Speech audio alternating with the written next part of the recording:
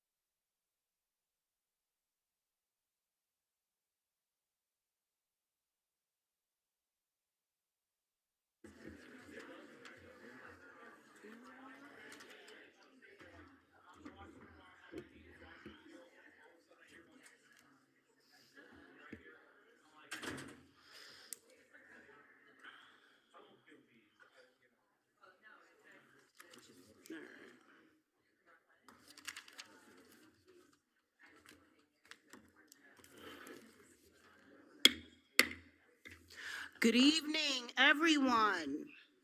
This is the City of Dania Beach regular meeting on November 18th, 2025. It is 7:08 p.m. and I call this meeting to order. City Clerk, would you please call the roll?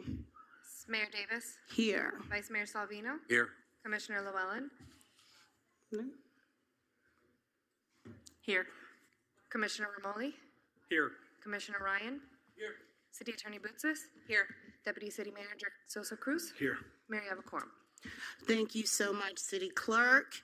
And we're going to ask the audience to now come to attention and have a seat so that we can take a moment of silence. If everyone could please bow your heads for a moment of silence. Thank you.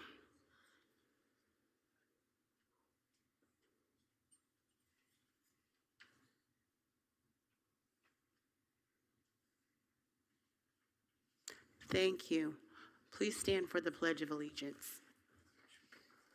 I pledge allegiance to the flag of the United States of America and to the republic for which it stands, one nation, under God, indivisible, with liberty and justice for all. Thank you, everyone. If City Attorney, if you would please read our statement of decorum. Yes, Mayor.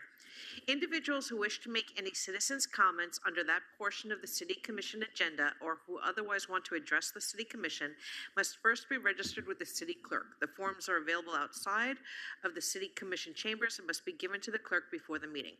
Others who want to address the Commission on any matter must first be recognized by the Mayor. All such persons must use the podium in the Commission chamber.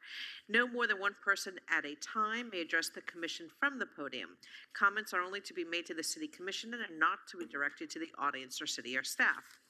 No individual shall make any slanderous or unduly repetitive remarks or engage in any other form of behavior that disrupts or impedes the orderly conduct of the meeting as determined by the Mayor. The Mayor often allows applause during ceremonial or celebratory portions of the meeting, such as proclamations, presentations, awards, or public safety recognitions, as these are not action items and are intended to honor individuals or events. However, to safeguard an orderly meeting and to preclude intimidation of speakers on agenda items or designated public comments, the Mayor ordinarily precludes clapping, applauding, heckling, or verbal outbursts during those events. Based upon the foregoing, no individual may speak directly to or address the mayor, commission, or city staff. Comments are to be only directed to the commission as a whole. No clapping, applauding, heckling, or verbal outbursts in support of or opposition to a speaker or his or her remarks shall be permitted. No signs or placards shall be permitted in the commission chambers. If any person's conduct, as determined by the mayor, is found to be disruptive or interferes with the orderly conduct of the meeting, the person may be asked by the mayor to leave the commission chambers. If the person does not leave and the conduct persists, the city police department will be requested to escort the individual from the city commission chambers. All cellular phones are to be silenced during the meeting. All persons exiting the commission chamber shall do so quietly. Thank you. Thank you, City Attorney Bootsas. And now we will move on to presentations and special event approvals. Can I have consensus to approve item 3.1 and 3.3? Commission, I did want to say do I have consensus? I did want to make a statement for 3.2, which is the Dan and Claire Marino key was inadvertently given to Michael Marino at the State of the City address. We are looking for a date to officially present the key to Dan and Claire Marino. So if I have consensus for that time, do I have consensus from the commission? Consensus? 3.2, I have consensus. Thank you, commission. And then we will move now on to item 3.4, which is the Watershed Master Plan presentation by our wonderful Community Development Department and Director, Ms. Eleanor Norena. Thank you, Mayor, for that wonderful introduction. Good evening, Mayor, Vice Mayor, Commissioners. Our consultant hasn't arrived yet, but we worked with our consultant, Dr. Fred Bletcher, and FAU team to prepare a watershed master plan for you. So on tonight's agenda under consent, 8.7 is the adoption of the watershed master plan. So I'm going to give a brief presentation, I'll go very quickly. So the purpose and the goal obviously was to develop a watershed master plan, improve resiliency, improve our CRS rating, which correlates directly to savings for the residents on their flood insurance premiums. Funding for this project was a matched grant split, 75-25. The state provided $75,000 and the city contributed $25,000 for this. Like I said, the team was the City of Dania Beach. Public Services helped tremendously. Our community development staff, FAU, led by Dr. Fred Bletcher.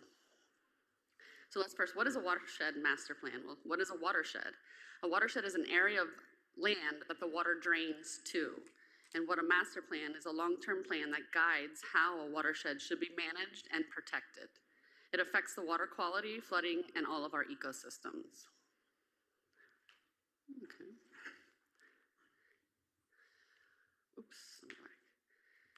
So we had to assess the current conditions, identify issues, manage strategies and solutions, implement plans through projects, identify target areas, and potential preservation areas. Okay, so these are some images from the plan. They're pretty dramatic. It shows the flood probability of a 100-year storm event. You can see a lot of blue. That's the above 90% of flood inundation in the city of Dania Beach. The red outline is the city. So this is a 100-year storm event, and this is with 5-foot sea level rise. There's a lot of blue in that area, as you can tell. So some findings and recommendations. Flood increases with higher tidal conditions, obviously. Gravity structures are limited with the ability to discharge this water. So what recommendations are coming out of this plan is to provide an additional foot of freeboard, which is the height of a finished floor elevation of a new structure. So currently the code requires the FEMA's regulation base flood elevation plus 1 foot. So what this plan is saying, we need to prevent structures from flood damage. New construction should be 2 feet above the base flood elevation. The base flood elevation is really the minimum requirement that FEMA's asking. We should always have higher standards. We want to protect our development and our structures. Also, elevating our seawalls. We currently have a ordinance in our city code that requires seawalls to be elevated 4 feet, but designed to be elevated 5 feet by the year 2035. Our average seawall in the city is 3 to 3.5 feet. Modeling also indicates that most seawalls will fail at 2 to 3 feet of sea level rise. One other point I just want to make, there is, out of the plan, it was noted that we will, within the next 30 years, we're expected to have 1 foot of sea level rise. So that 5-year map isn't going to happen in the next 30 years, but it's just to make people aware and understand that sea level rise is happening, it is affecting us, and we need to do something about it. So thank you very much. Thank you very much, Director Narena, for that presentation, and I love how you all are all working together for the betterment and the resilience of our community. Next, we have the item 3.5, overview of the traffic calming process, Southeast Fifth Avenue results. And that is a public services item by our very own engineer, Sean Shutton. Thank you, Mayor, very much. Good evening. How are you? Good evening. Good evening, Vice Mayor, Commissioners, City Attorney, and Deputy City Manager. Today I'm going to talk about an important topic that we have here in the city. It's going to be the traffic calming process.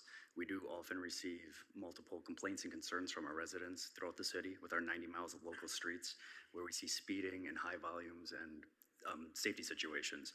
So I'm going to go over the process by which we evaluate the concerns that come in and then use a case study on Southeast Fifth Avenue that we recently conducted and go through the results of that.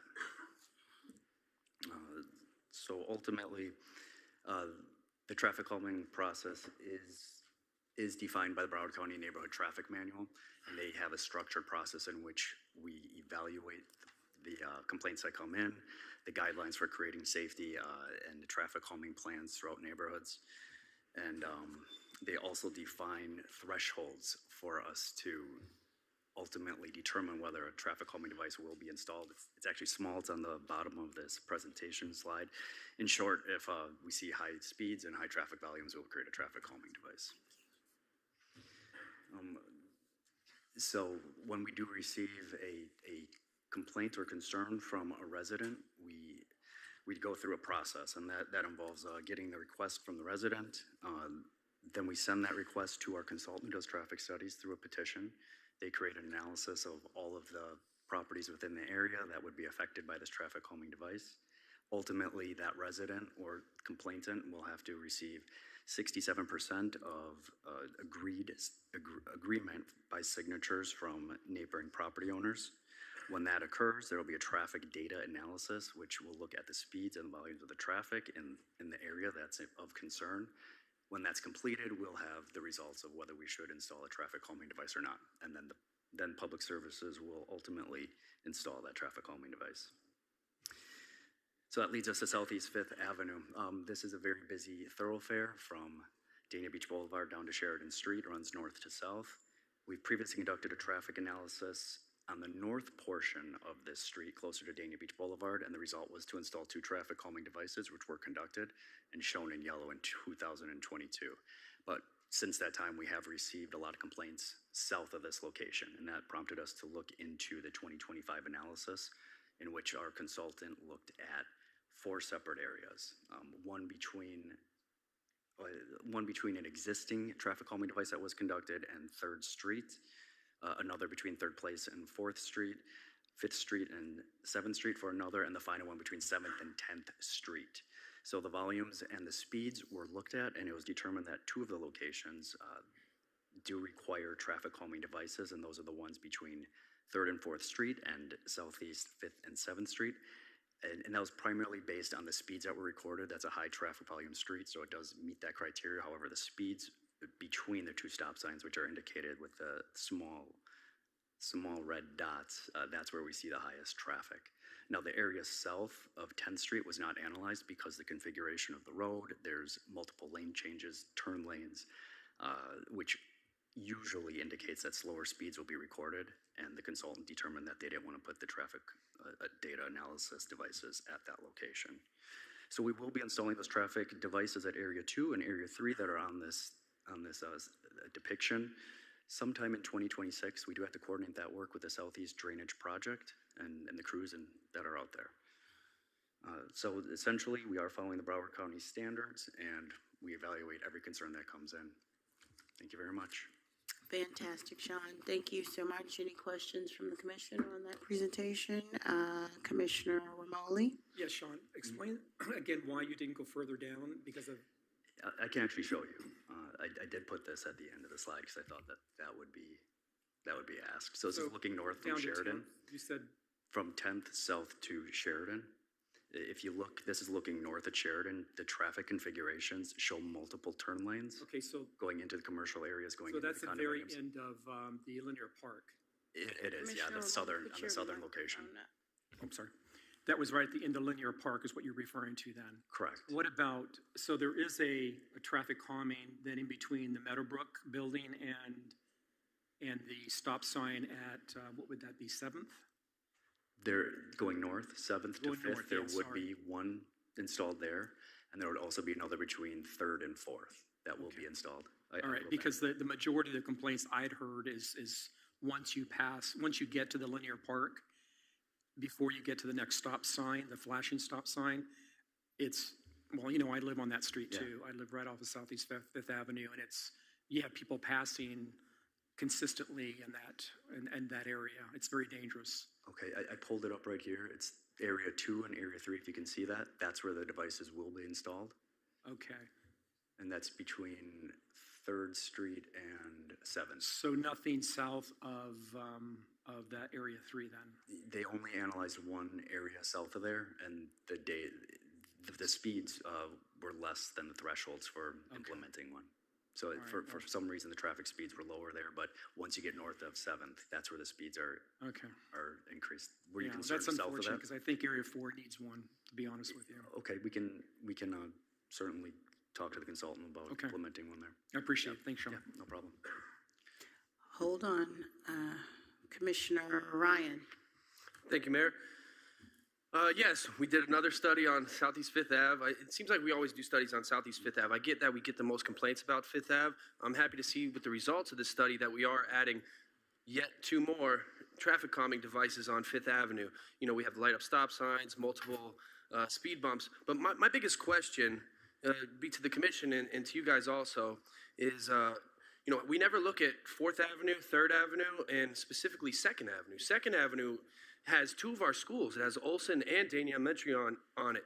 And 2nd Avenue, 3rd Avenue, and 4th Avenue, they have the most homes fronted on that's just purely residential. 5th Avenue, it's the back of homes, you know, there's a couple side homes. It's not as many. I get it gets the most complaints, but when it comes from a point of safety and to really do a study, I would like to see a study on 4th Avenue, 3rd Avenue, and 2nd Avenue. Specifically 2nd Avenue. Yeah, I definitely understand that. Just to Because add those to it, haven't been looked yeah. at ever. That I'm aware of, at least since I've been here. We will be doing an analysis on 5th Street. We did receive a request for a traffic analysis on 5th. However, that's part of the Southeast Drainage Phase 2 project, and that will have multiple injection wells and a lot of construction for the next year. When that's completed, we will be doing a study because we did receive those safety and speed complaints from the residents. So we will have the petition prepared towards the end of 2026 and then look at not just adding traffic calming devices, but additional stop signs with the. And the only way we could get the analysis is with the petition signed? Okay. Yeah, we do get a request from the Through the county? residents. Through us. Oh, through us. If you That's if you through- contact the public But what if a service commissioner department, requests it? It still need the petition? I'm sure we could probably get it done. I'll just say that generally the process that has been followed is Yeah. the resident who lives in that area requests it because they're the ones who have to sign the petitions.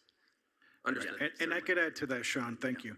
The policy, is it a policy or in our code for the petition?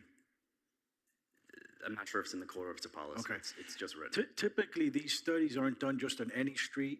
Typically, it involves either speeding. We'll get notices from our BSO officers that there's a lot of speeding going on in the neighborhood. That typically is triggered by the residents that are complaining. So it's not just that we're focusing on one avenue or one street. It's we're following where the complaints are coming from. Typically, when a resident makes a complaint about a certain street, it's because they're experiencing it. They do the petition that shows that the community, the block, all agree that there's a lot of excessive speeding, and they're putting their names, their addresses, that triggers us not going out to a consultant to do the study. You know, we don't have an unlimited amount of funds to do studies in every single street, but we do try to focus on the most critical, driven by the petition. That's where the process of having a petition that shows that there's a group of residents in one specific area all complaining on the same factor: speeding, accidents, running stop signs. That's why Southeast Fifth Avenue has been such a major corridor, because it connects Hollywood to Dania Beach to Fort Lauderdale. Fifth Avenue, as everyone knows, is the cut-through from Sheridan to Dania Beach Boulevard, either to go to the beach or to go to the airport. It's probably one of the most major corridors that people race through, since there are no speed humps and the stop signs are so separate, and there's a school right next to it. Thank you for that clarification, and just hold on, since we're just throwing out streets and things. I really want the residents to understand, because I did just receive a complaint recently about 14th Avenue and 2nd Street, and saying that there are, that's by Collins Elementary, and then there's where children are playing over there. So I want them to be clear on the process of what they need to go through, or the steps that they need to follow in order to have this petition, or in order to just say, I know we have 2 full-time deputies, that are dedicated to our streets. So I want to be able to give them the right advice moving forward if they're seeing a continuous problem within their neighborhood that's close to Collins Elementary. And our team is very good in guiding them through the process to ensure that we get to the study. Okay. Thank you very much. Thank you all. Thank you. All right, and next we have a proclamation for Epilepsy Awareness Month. Do I have Mr. Regalado? Are you here this evening? I will read it, and then, I'll read it, and then I'll let you introduce yourself. So have a seat now, and then I'll get through it, and then we'll have you introduce yourself. Thank you so much for being here this evening. Whereas epilepsy is a brain disorder characterized by recurrent, unprovoked seizures that can affect anyone at any age, at any time.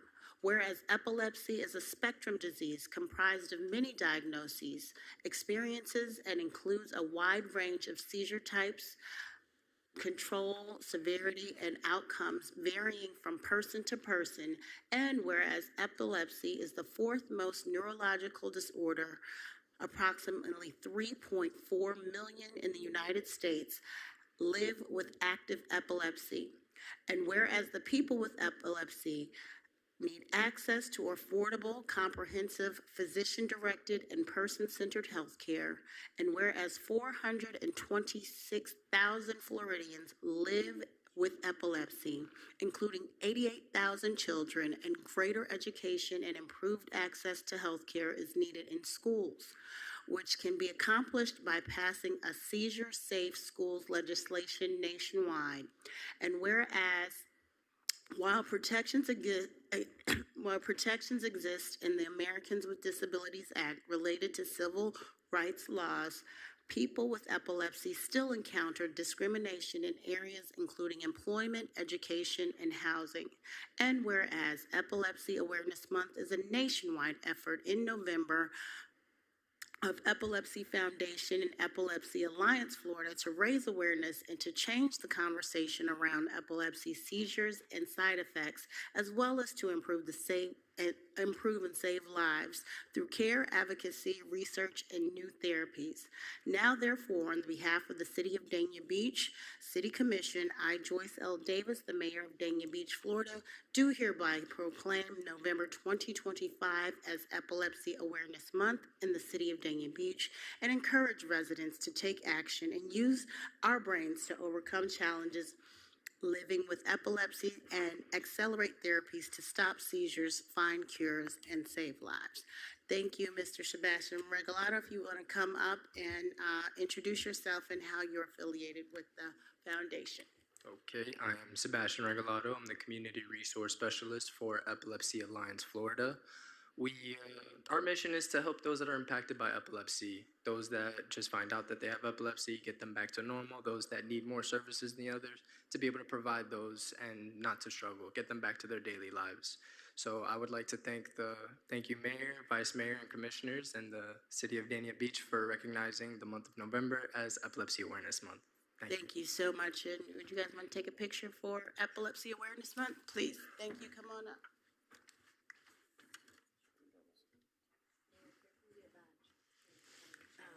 Oh, thank you.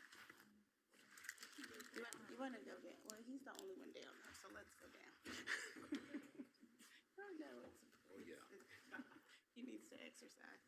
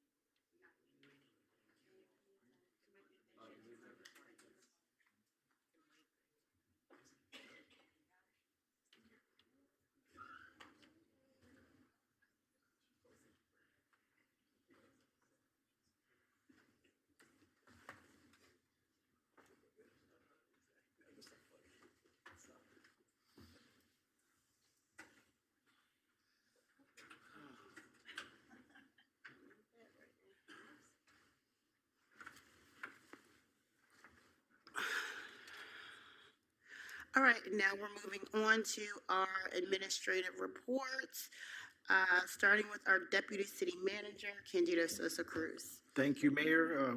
Good evening, everyone. Thank you for being here at the City of Dania Beach at tonight's commission meeting. My name is Candido Sosa Cruz. I'm the Deputy City Manager. I'm excited to present tonight what the Code Compliance Division is doing. They've been really augmenting, adding to their duties, adding to what they do to keep our city safe, keep our city clean. They've established a waterway code compliance inspection team in which 2 seasoned code compliance officers are inspecting the waterways every week. Their primary focus is to identify unpermitted construction, to identify seawalls that are a safety hazard, to identify any kind of illegal repair work, vessel-related violations, any blight, any overgrowth of vegetation. And again, they're doing this weekly, every single week. They're working with homeowners, educating them, keeping the waterways clean, and most importantly, keeping the waterways safe. That has been started, that has been led by Eleanor Norina, the Community Development Director, and followed up on by Barbara Euro, the Code Compliance Manager. So I'm very excited to present that. This month ends hurricane season. As everyone knows, November 30th is the last day of hurricane season. Our team has been ready. We've responded. We've been ready at night, over the weekend, holidays. Anytime that there's been a potential flood, rainstorm, or anything that impacts our city, our team has been on standby and ready to address and deploy any necessary equipment that we had. In saying that, king tides are still going to go on until the next month. The next king tide event is December 2nd through December 18th, with December 5th being anticipated to bring the highest tide levels. Again, our team is ready year-round. In case there is any flooding, in case there are any emergencies, our team will respond. I'm also proud to say that our Public Services Department has been working closely with our engineering consultants on the drainage improvement project serving the PJ Milley Park area neighborhoods. This is not the park itself, but the surrounding neighborhoods. The project currently includes improvements along Southwest 31st Street, Southwest 29th Terrace, Southwest 29th Way, and Southwest 28th Terrace. As part of our design review, we are also evaluating a potential augment to include Southwest 27th Terrace. This addition will depend on the feasibility of adjusting the stormwater discharge capacity along Griffin Road. So we're working with FDOT to determine the capacity, but that's where the outfalls will be from these streets to move the water from flooded streets. Additionally, we've been working very close with Meadowbrook, with the Meadowbrook Association, and also the Meadowbrook Pump Station. We were able to do our annual maintenance of the pump station, which is repairing and maintaining all the bearings and the housing components. This pump station plays a critical role in the local drainage system in the southeast drainage, in the southeast neighborhoods, I'm sorry, as it is responsible for pumping out stormwater away from the neighborhood streets. This coming Thursday, we have a meeting with the HOA president. We're going to be meeting with our public services team to discuss the lake, the Meadowbrook Lake, and some erosion that's occurring around the lake, and seeing exactly how we can work together to address that. The traffic calming devices were presented earlier by our city engineer and deputy director, Sean. He stated the 2 new traffic calming devices will be along Southeast Fifth Avenue. And Commissioner Ryan, we're actually going to look up, because Eve and I were just discussing that if that petition was a city policy, but I think she just confirmed it. It's a county requirement. We cannot override it. It's a county that every time we want to put a speed hump, they require us to do a petition. But I did want to get back to you on that request. But definitely, any of these streets that you mentioned, we're going to definitely look into seeing what we could do. As far as RFQs, request for qualifications, we're currently working with our procurement department for architectural services for the MC Frost House. We're going to follow the same process we did for the Nyberg Swanson House and restoring historically the MC Frost House. This solicitation will be publicly advertised, and it will allow qualified architectural firms to submit proposals for consideration. This should go out at the end of January, beginning of February. And I'm also excited to say that we finished and completed the annual tree trimming in College Gardens. Every year, the residents of College Gardens are very punctual on when they expect the tree trimmings to occur. We're proud to say we've completed over 600 trees. They've been trimmed, and now the residents are very happy now in preparing for Thanksgiving and the holidays, having the trees all trimmed. That concludes the manager's report. Thank you, Mayor. Thank you for making sure those trees are trimmed. It is a big deal. City Attorney, before that, I just want to say, I recognize the Lions Club is here. I think they're not aware, because I just went through 3.1. Your application has been approved for the Moonlight Car Show for 2026. So congratulations to you, and thank you for another great show. We look forward to it. So we will move on, but thank you. And then we will move on to Commissioner Romoli. Thank you, Mayor. I just wanted to, Deputy Manager, thank you very much for reaching out to Meadowbrook, the president there.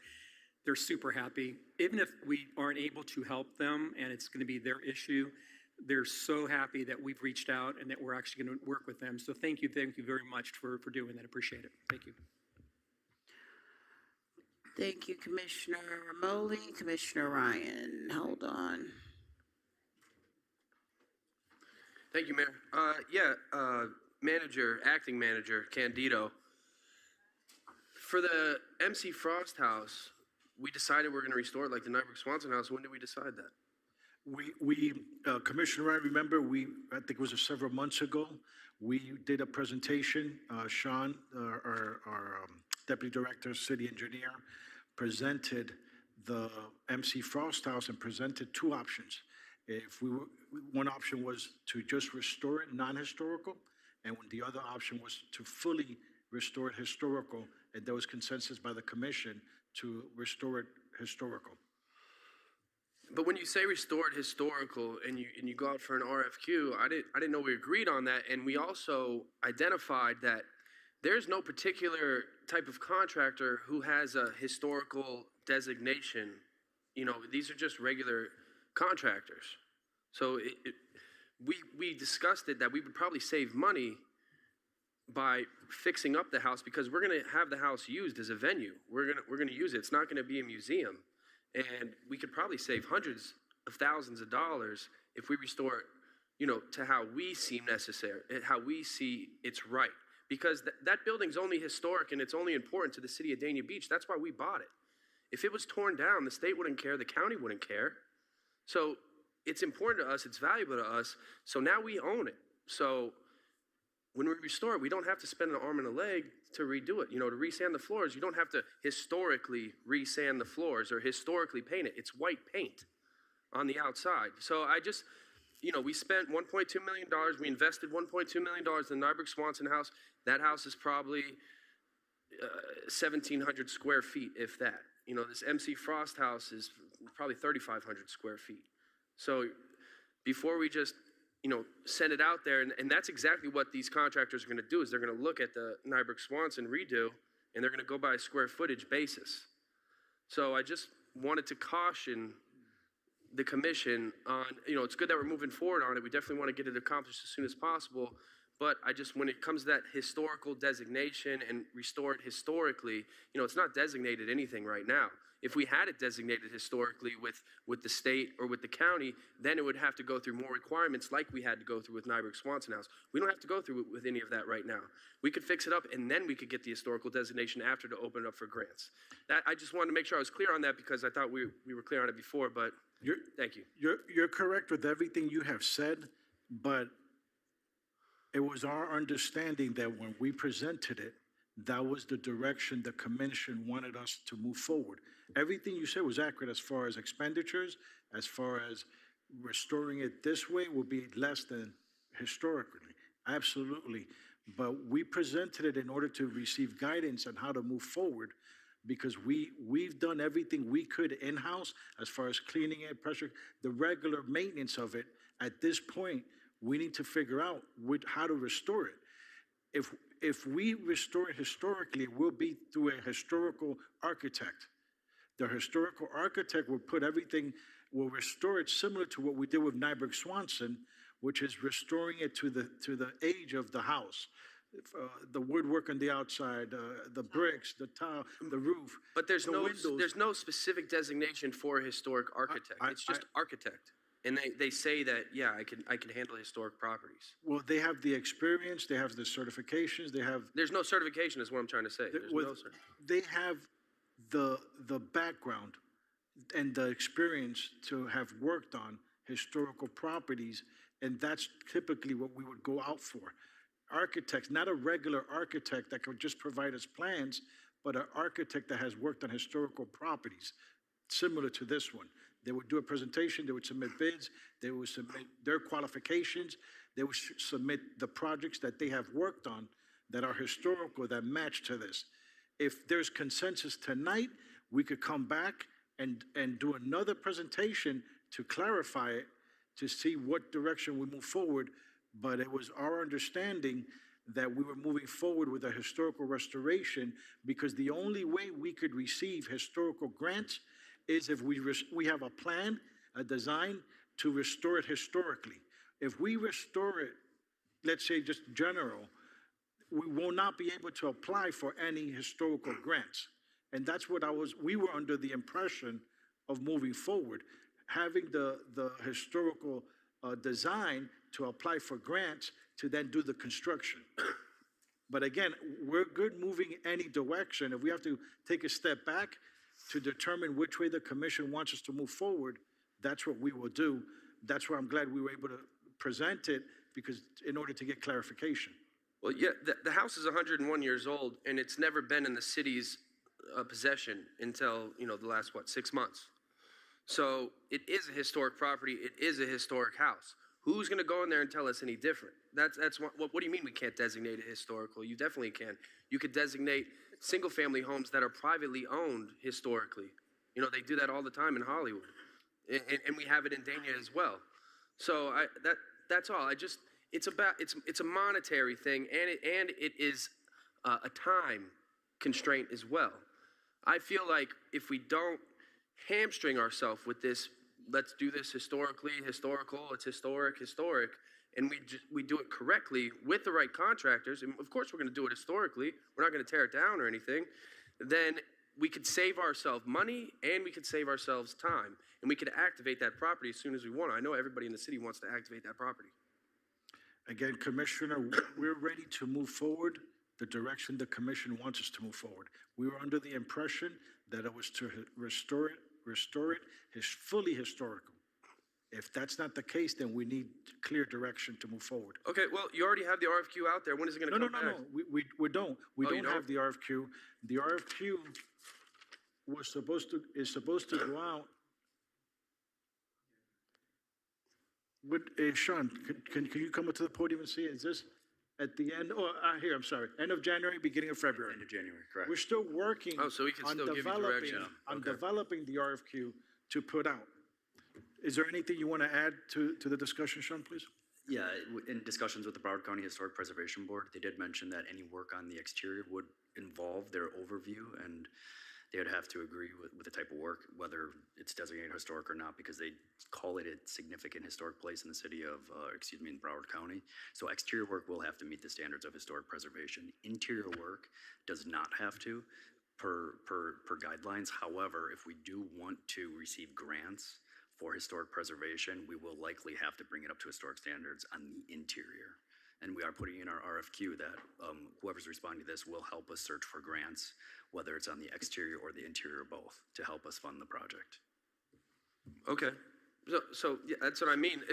The exterior, it's stucco and it's painted white. So if we redo the stucco and paint it white, how is that going to change anything? We need a historic painter? You know, I'm not trying to be funny here. No, I it's get just, like I said, we're hamstringing ourselves here. Again, Commissioner, any direction you want us to go, I will say a couple of comments. Everything you have said is accurate, it's factual. We could save money, we could do it quicker. We could use any architect, and we could use any contractor, absolutely. But what we just purchased is a historic home. It's what, 100 years old? 101. 101.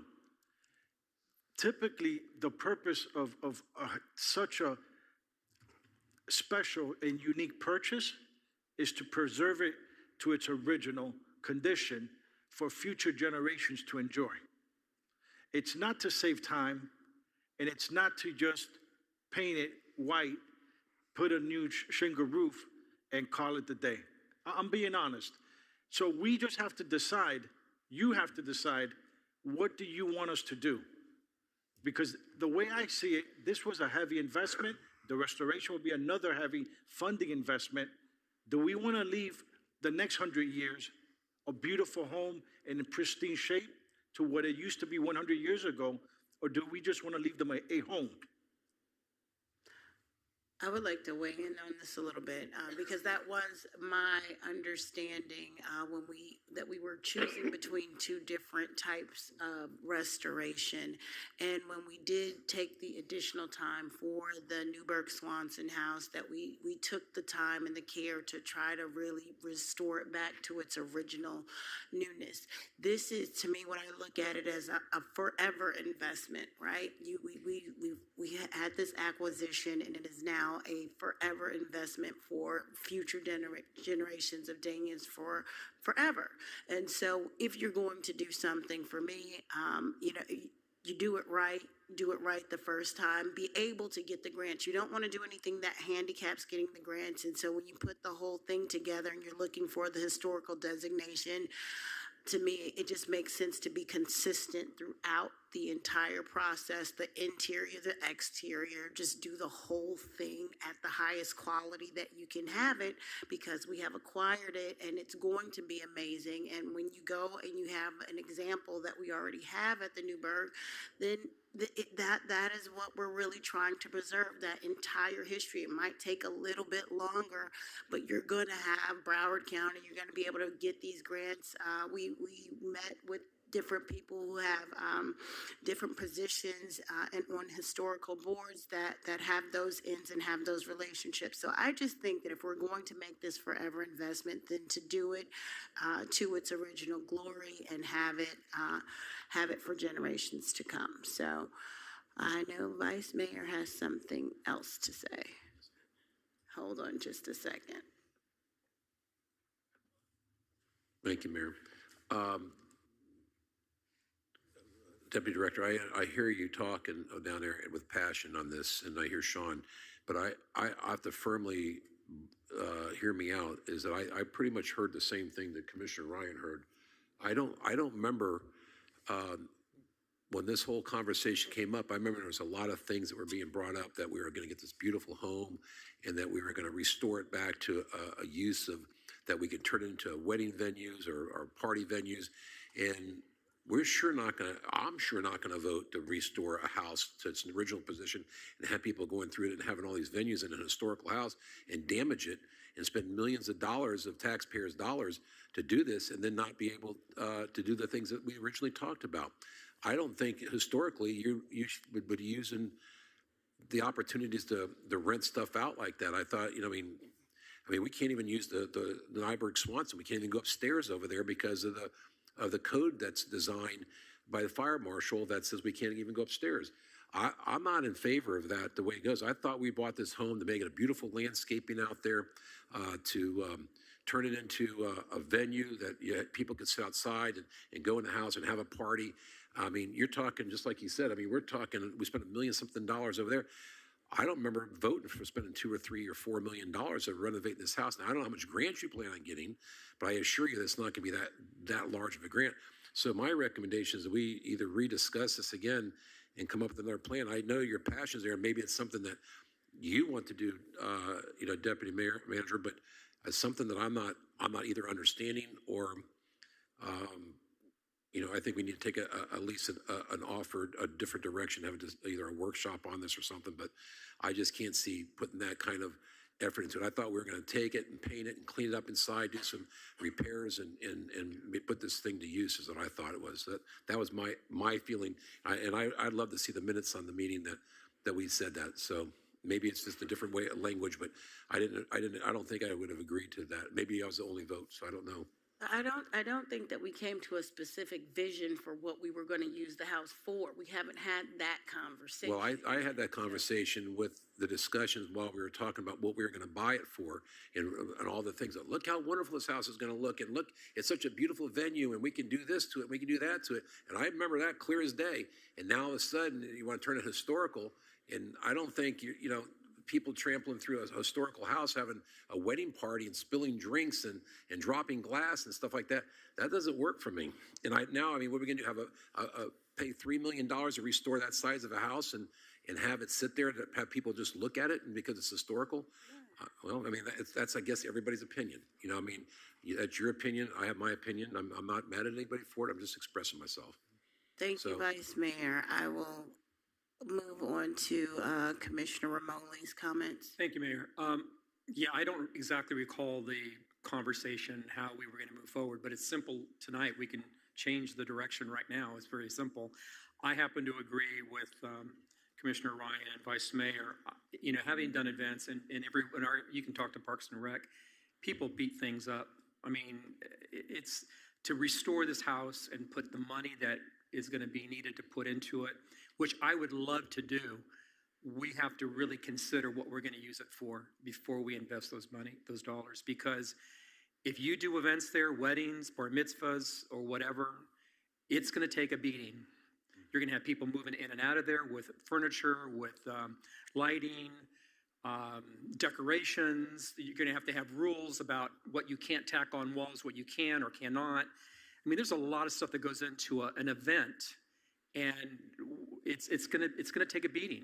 So if we're not going to use it as an event venue and use it for a different purpose that doesn't take that kind of beating, then maybe it's worth spending the money that the mayor's suggestion, or that you'd like to do, take a full restoration or at least consider that.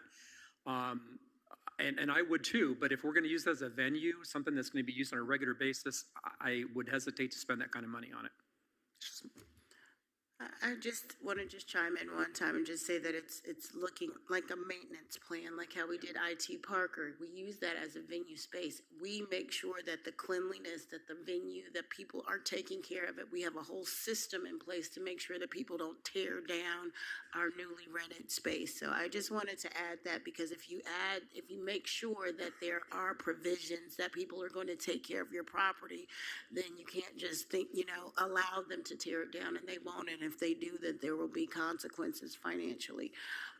Commissioner Llewellyn. Thank you, Mayor. I actually just two very brief things. One, I actually do remember it the same way you do, Mayor. That's the conversation that I recall, and what the deputy manager has indicated as well. I do remember us saying that we were going to restore it fully, but my second thing is, I do think, as opposed to deciding tonight what we're going to do, could we go back and look at the minutes, take a look at exactly what was discussed, and then maybe we can bring this back at the next meeting and discuss it in more detail if needed.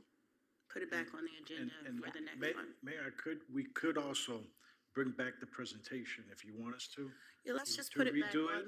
the Put it on the agenda agenda for again, the and next then month, we'll have a as new opposed to going discussion on on it. And I remember the presentation also has some dollars as far as restoring it historically versus non-historical. And Vice Mayor, my passion is for everything related to the city of Dania Beach. It is not on historic homes. I want to do what makes everyone happy as far as residents and this commission. My passion is not to make it historical, but to make it right.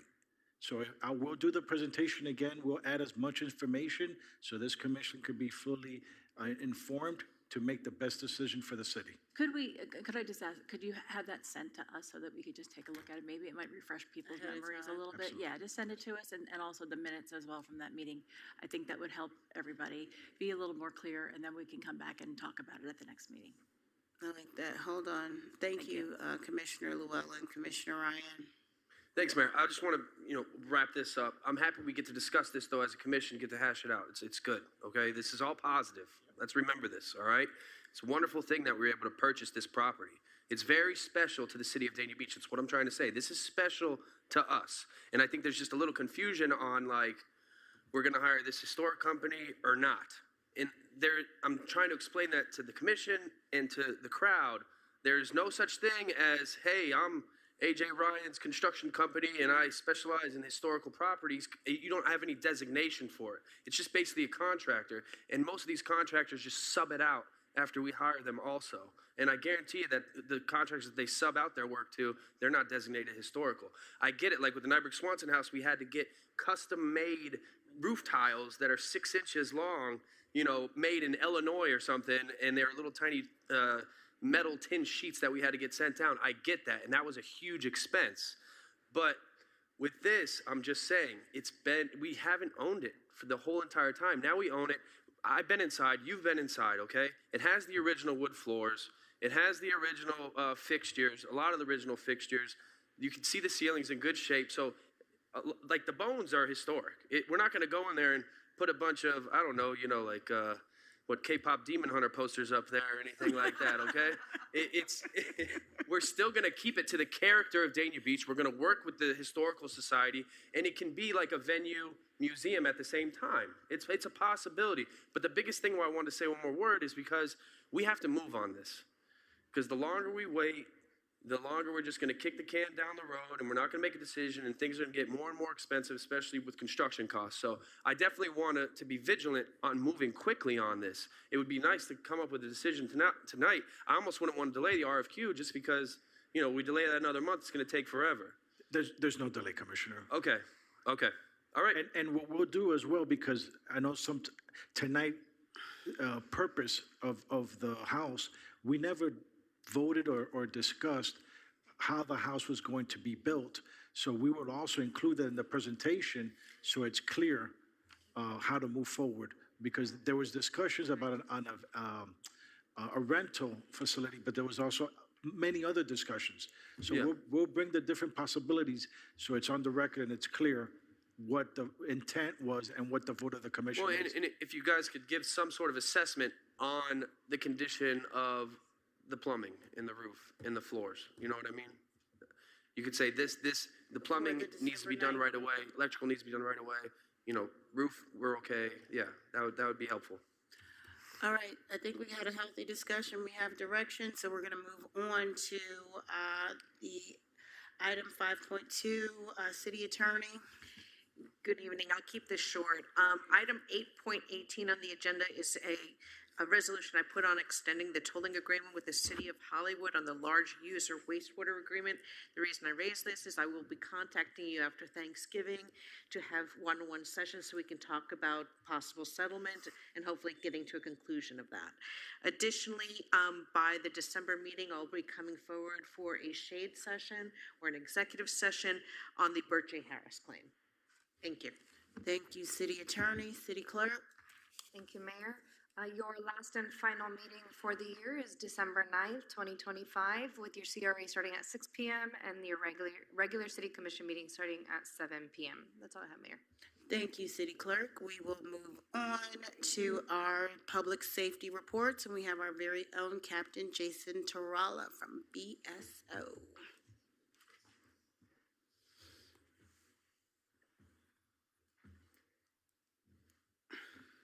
Good evening, Mayor, Vice Mayor, Commissioners, City Attorney, Deputy City Manager, and City Clerk. First, thank you again, Mayor, for the beautiful gala and the prestigious award you gave me. It was truly an honor. Thank you so much.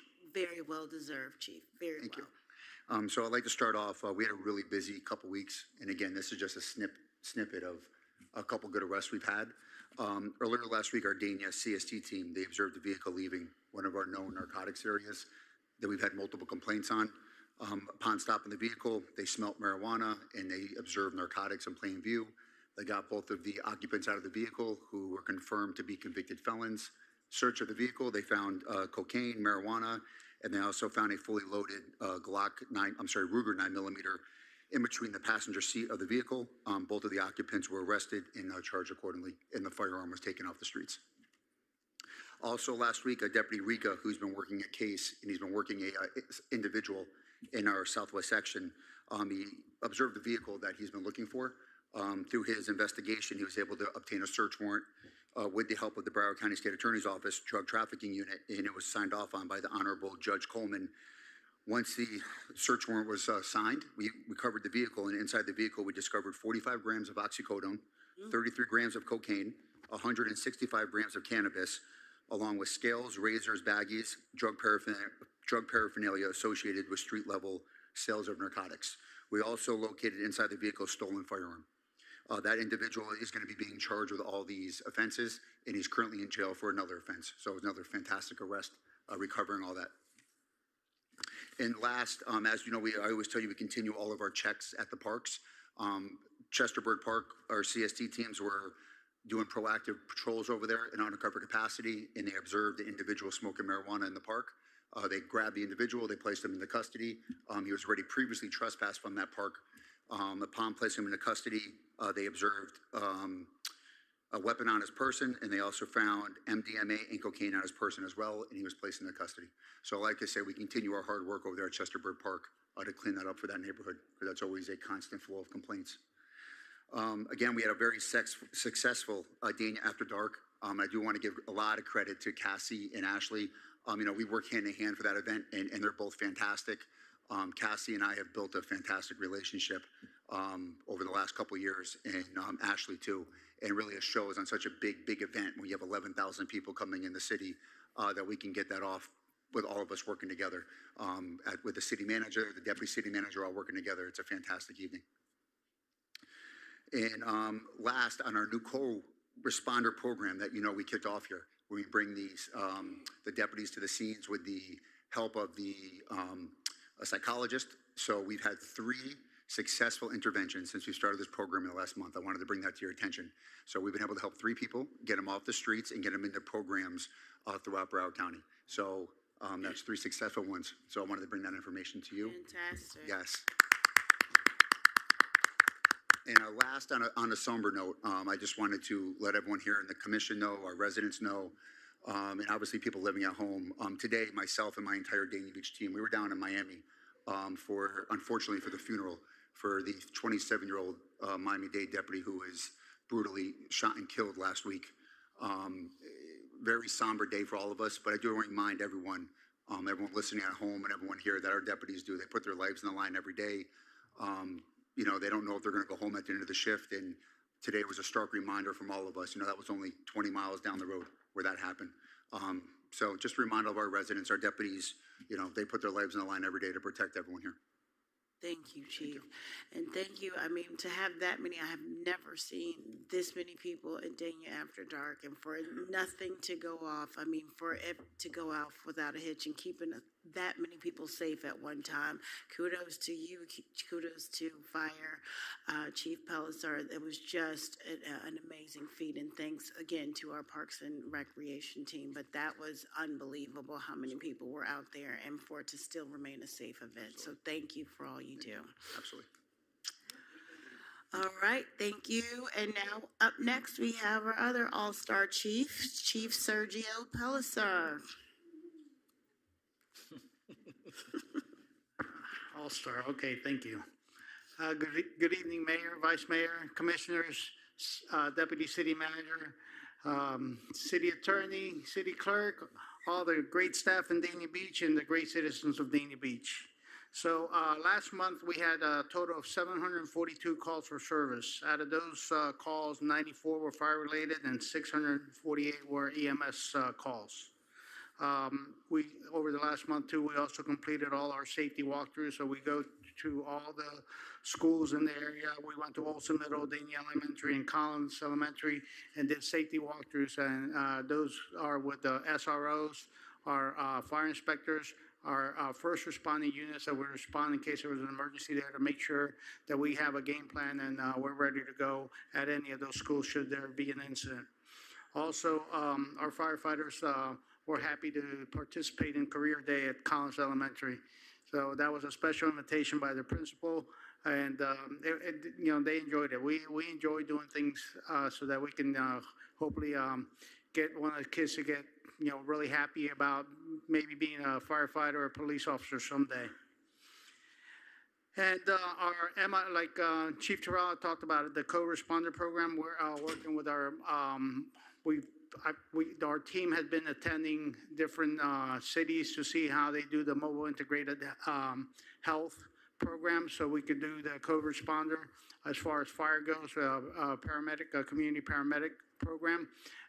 We've attended drug court in Fort Lauderdale, drug court at City of Hollywood as late as today, just to see how everything goes and how we can help our citizens that need it. And it was pretty impressive. So we'll get that rolling out very soon, and I'll let you know as soon as we're up and running. And that'll be a great relief for our citizens. And last but not least, our annual toy drive. As you know, the fire department does the annual toy drive at Dania Point. This year will be November 28th, so it's always the day after Thanksgiving. We're going to be at Dania Point, right next door to Five and Below. We're going to set up at 9, and we'll start collecting toys between 10 and 4. So all the citizens out there, I encourage you to come by, say hi to our firefighters. Our fire explorers will also be out there. And, you know, give us some, get some gifts on wrap toys so that we can share them back with the community that needs it here in Dania Beach. It's a great event. Thank you so much, Chief, Thank you. for all you do and all the community that you support our schools, and our community during times of need during the holidays. Greatly appreciate you and thank you for all you do. All right, we will move on to citizens' comments. And first we have, and forgive me if I mispronounce your name, Lance Gertrider. Please come up and state your name and address for the record, please. Good evening, Mayor, Vice Mayor, and Commissioners, and other staff. My name is Lance Gertrider. I'm here to Lance, if you could come a little bit closer, because I just can't hear you as well. There you go. I'm here to ask for your assistance again. In April, earlier this year, I was here before you regarding my neighbor's property at 130 Northeast 2nd Avenue. And if you could just have your name, your address for the record, please. My name is Lance Gertrider. No. My address is 126 Northeast 2nd Avenue. Okay, go ahead. Sorry. So I am living next door to a wildlife refuge. My neighbor has been absent for over 13 years. They moved to Georgia, and the house is abandoned. So the soffits have fallen down. I have been working with Barbara Urell in getting code compliance involved, and I came here in April, and you guys actually assisted with getting that process going. The problem is they have not remediated anything. I called Barbara a few times to tell her that the grass is overgrown, and somehow she was able to contact somebody to cut the grass. But my issue is that they are collecting fines on the property, but it just continues to be unremediated. And my question is, how long is this going to go on? It's right by Frost Park, and we have a beautiful park with a volleyball court. For a while there, the back gate was unsecured. There were homeless living on the property. There's a garage in the back, and the door is open, so anything can live in there. Since then, they've secured the back gate, but the issue is there's standing water on the property. There's a boat abandoned in the back. There's a hot tub full of water. Mosquito control comes by and tries to solve the problem, but the idea is that they can't go on the property to maybe put tablets or some kind of anti-mosquito elements in those water. It's overgrown. I think we have the tallest tree in Dania Beach in their yard. It's probably a 40-foot mahogany tree. And part of the problem is I have, on my side, cut the limbs with the help of an arborist twice since they've moved. And the roots are becoming a concern. The property, the tree from their property is probably 3 feet away. So their foundation is shot. And I'm worried about mine at this point in time since I see the stones on the side of my house lifting up. And the tree that's 5 or 6 foot circumference tree is about 11 feet from my property. So I'm concerned about that. And also the fact that there's trees pushing the fence over. And it's just unkept. It's an eyesore is what it is. And I think they should be, either the city should ask Broward County to come in, a building inspector, and to visually look at the roof, because the roof appears to be falling in. And there are some electrical lines exposed on the outside. And not to mention all the wildlife that live inside this, the mold, the termites that have damaged the whole outside of the property. It's dilapidated. Thank you, Mr. Getrider. I do, Deputy City Manager, he works closely with the code and everything, and so we do have your address, and Deputy City Manager, if you could try to address this a little bit more, thank you. No, absolutely. Thank you, Mayor, and I'm sorry you have to be living to a house like this, sir. I'm glad that our code manager, Barbara Urell, is working with you. I'm going to instruct our Community Development Department Director to have our city inspectors go by this house and determine if the condition of the house structurally, and to see if there's anything we could do as far as if we have to red tag it, then possibly we could do some of the structural repairs ourselves, but we'll let the inspectors and our building official go ahead and inspect it and make that determination. So Eleanor, I believe Eleanor is in the background, Corinne as well. They're waiting for you to give you their business card so we could get your address. We got it, but just to confirm it, so our building official could go inspect the property tomorrow. Okay, thank you very much for your time. Thank you, sir. Thank you, Mr. Getrider. If I could be Yes. Just one other thing, I know that we are, through code, going through some foreclosure actions on some of the properties. So I'll check to see if that's on the list. Okay, thank you so much. Thank you, City Attorney, and now we have Alexandra Blois. Maybe I just butchered the last name. Is there an Alexandra. We might have to think about moving these up. All right, last one, I have William Buckner. Is William Buckner here? Please come up and state your name and address for the record, please. Mayor, real quick, is there a way to speak after the developer talks on this issue, or? Oh, are you here for a specific item? Yeah, it's for the development on the waterway, looking for an easement for dockage. City Attorney, do you have that item? I'm pulling it up now. Give me 1 second. I believe it should be item 10.3. Yes, it should be item 10.3. You can speak on 10.3 when that item comes up. Cool, thank you. So we'll call you back up at that time. Oh, Alexandra's here? Are you here for item 10.3 as well? Okay, so we're getting there. We'll be close and, She wanted to speak now because she may not stay, okay. according to Ms. LaJoy. All right, let me just see here. Okay, give me one moment here. All right, so we done that. Well, let me just see, do we have any items, does the commission wish to pull on the consent agenda? Can I have a motion? Motion, Mayor, that we pass the item consent agenda. I have a motion from Vice Mayor. Do I have a second? Second. I have a second from Commissioner Llewellyn. All in favor say aye. Aye. And then the consent agenda passes unanimously. Thank you, Commission. So now I will move up item 10.3 so that we can accommodate our residents who have come to speak on it. Come on up. So let me go ahead and read the item into the agenda if you'd like. She's gonna sit down. We're taking the item out of order so you can stay for the item, ma'am. Yeah, she's gonna sit down and we're gonna call you up after it's read.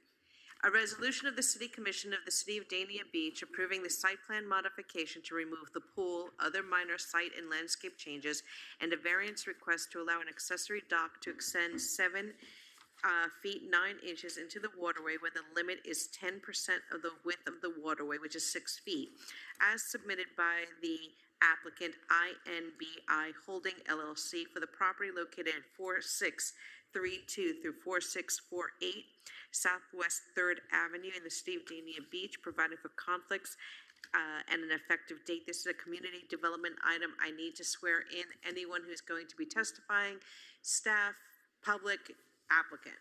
Raise your right hand. Sir, are you going to testify? Yes.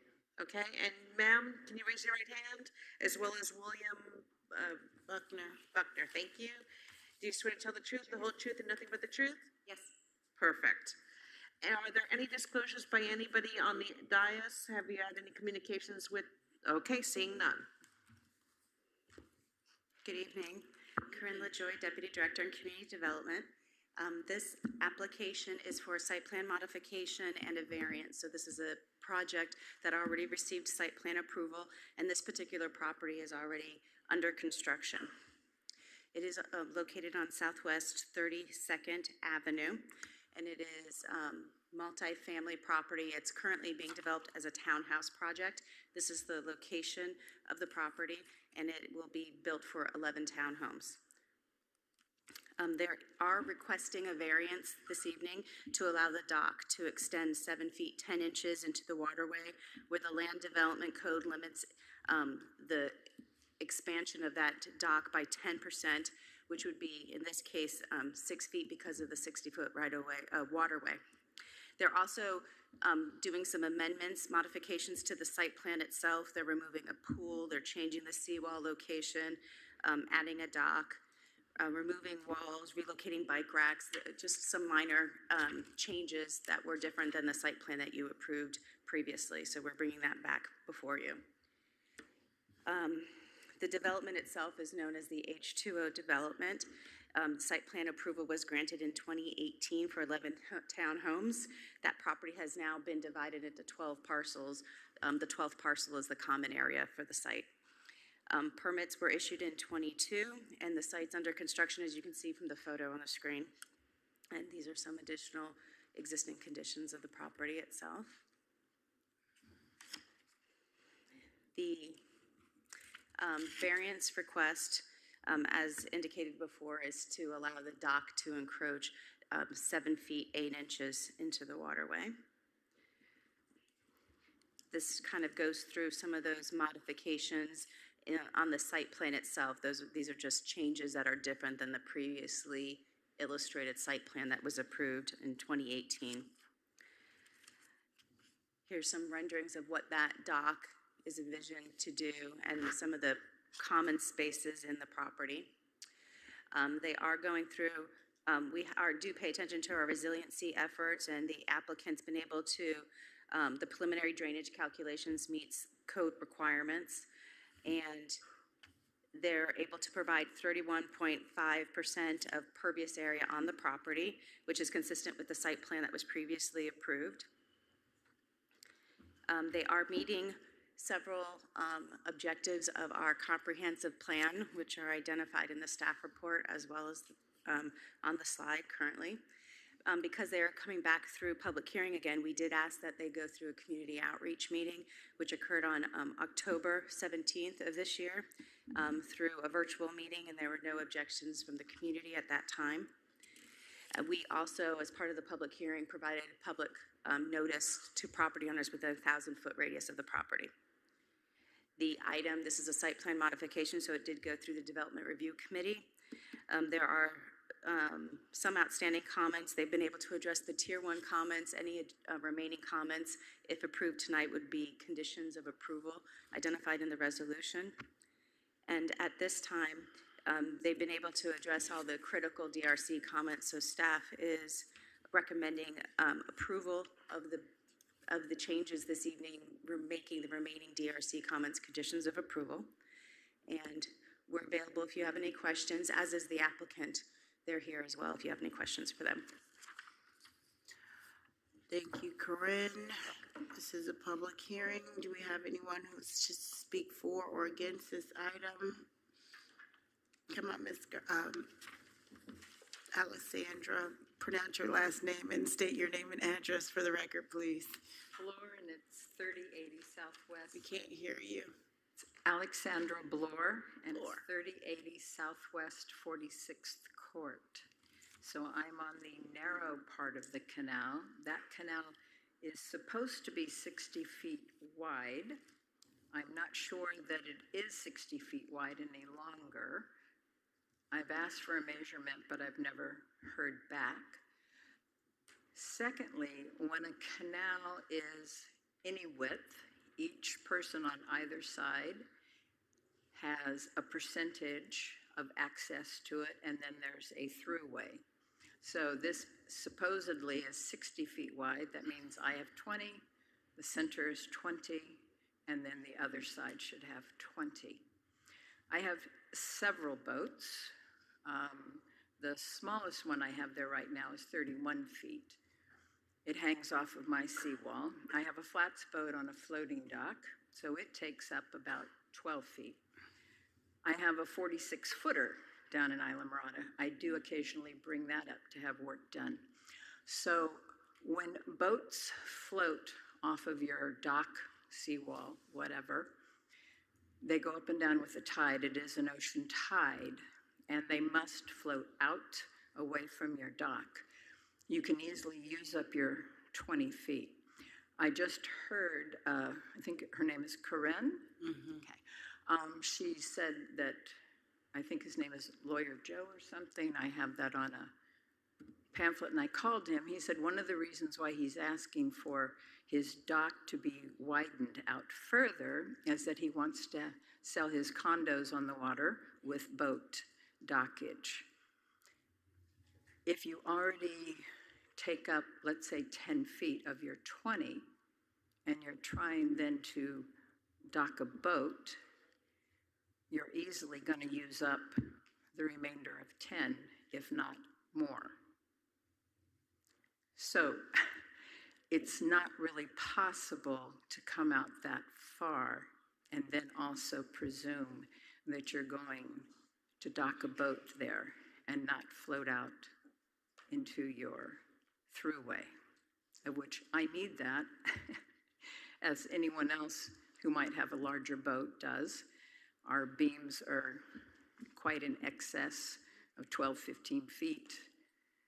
That gives us 2.5 feet on either side to get by dock boats that are floating up and down, wind is blowing, whatever. But nevertheless, that's what this whole thing is about. I understand that the new owner who bought the property maybe didn't understand it, but when he built the dock, he laid out so much rock to hold up the dock that is really the reason why he needs to come out further, because a boat would not clear in low tide. It would be landing on top of all the fill rock that has filled up his part of the canal. It's unfortunate. Also, we really do need the builders of both his property and the property to the south to have a depth taken, because they were allowed during all of the construction of the landfill that was going on. There was nothing ever done to hold up all of the landfill that was being dropped day after day, pile after pile during all the rains. A lot of it washed down into the canal. At one point, I had a mudslide slick on the sides of my boat that was 2 feet high. So there's a lot of depth that has been taken away by all of the construction, which no city commissioner has ever addressed. Thank you, Ms. Bloor. yeah. I mean, we need to go ahead and wrap it up, but I think we understand the gist of your concerns. Thank you. And I'm hoping that we can have someone from either community development or our deputy city manager to address them, a little bit deeper at subject matter expertise level, so that you understand, because I would think that these things would have had to been addressed, prior to. They never were. And so. Right. Okay, thank you.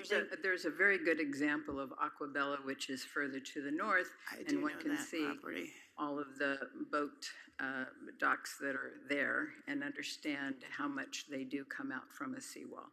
Okay, thank you. Thank you so Thank you much, for Ms. allowing Bloor. me to come up earlier. No, thank you for coming and sharing your concerns. I do appreciate it. Mr. Buckner?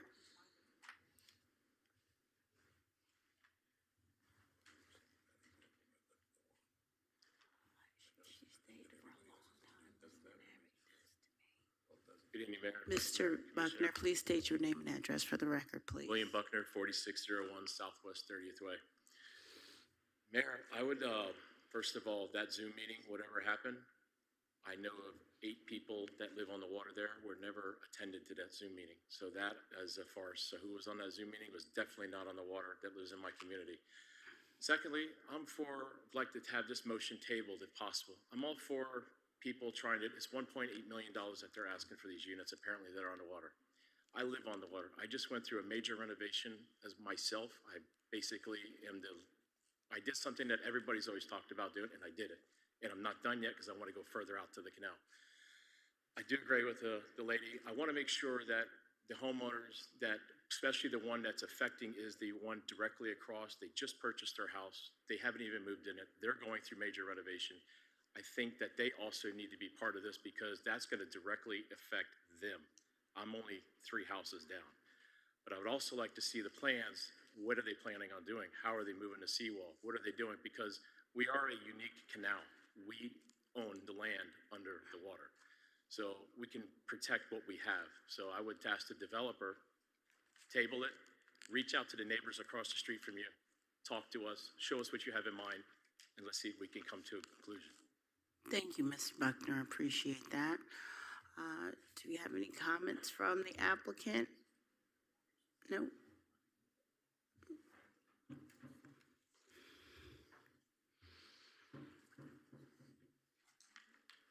Good evening. My name is Joe Caruso. I am the owner of the development at Dania Beach H2O project. This is Giuseppe Verano, my development partner. There's a little bit of factual misconception here with the community I wanted to clear up. This seawall's not being moved. The seawall's built. It's been built. It's been there. It's built pursuant to permit, pursuant to code, pursuant to everything that's approved by Dania Beach. There was, however, when they put the pilings in, a 1-foot encroachment, not 7, 12 inches, a 12-inch encroachment into the 60-foot right-of-way. So it's by them setting the pile on the outside of the dock, that encroached the 1 foot into the 60-foot canal.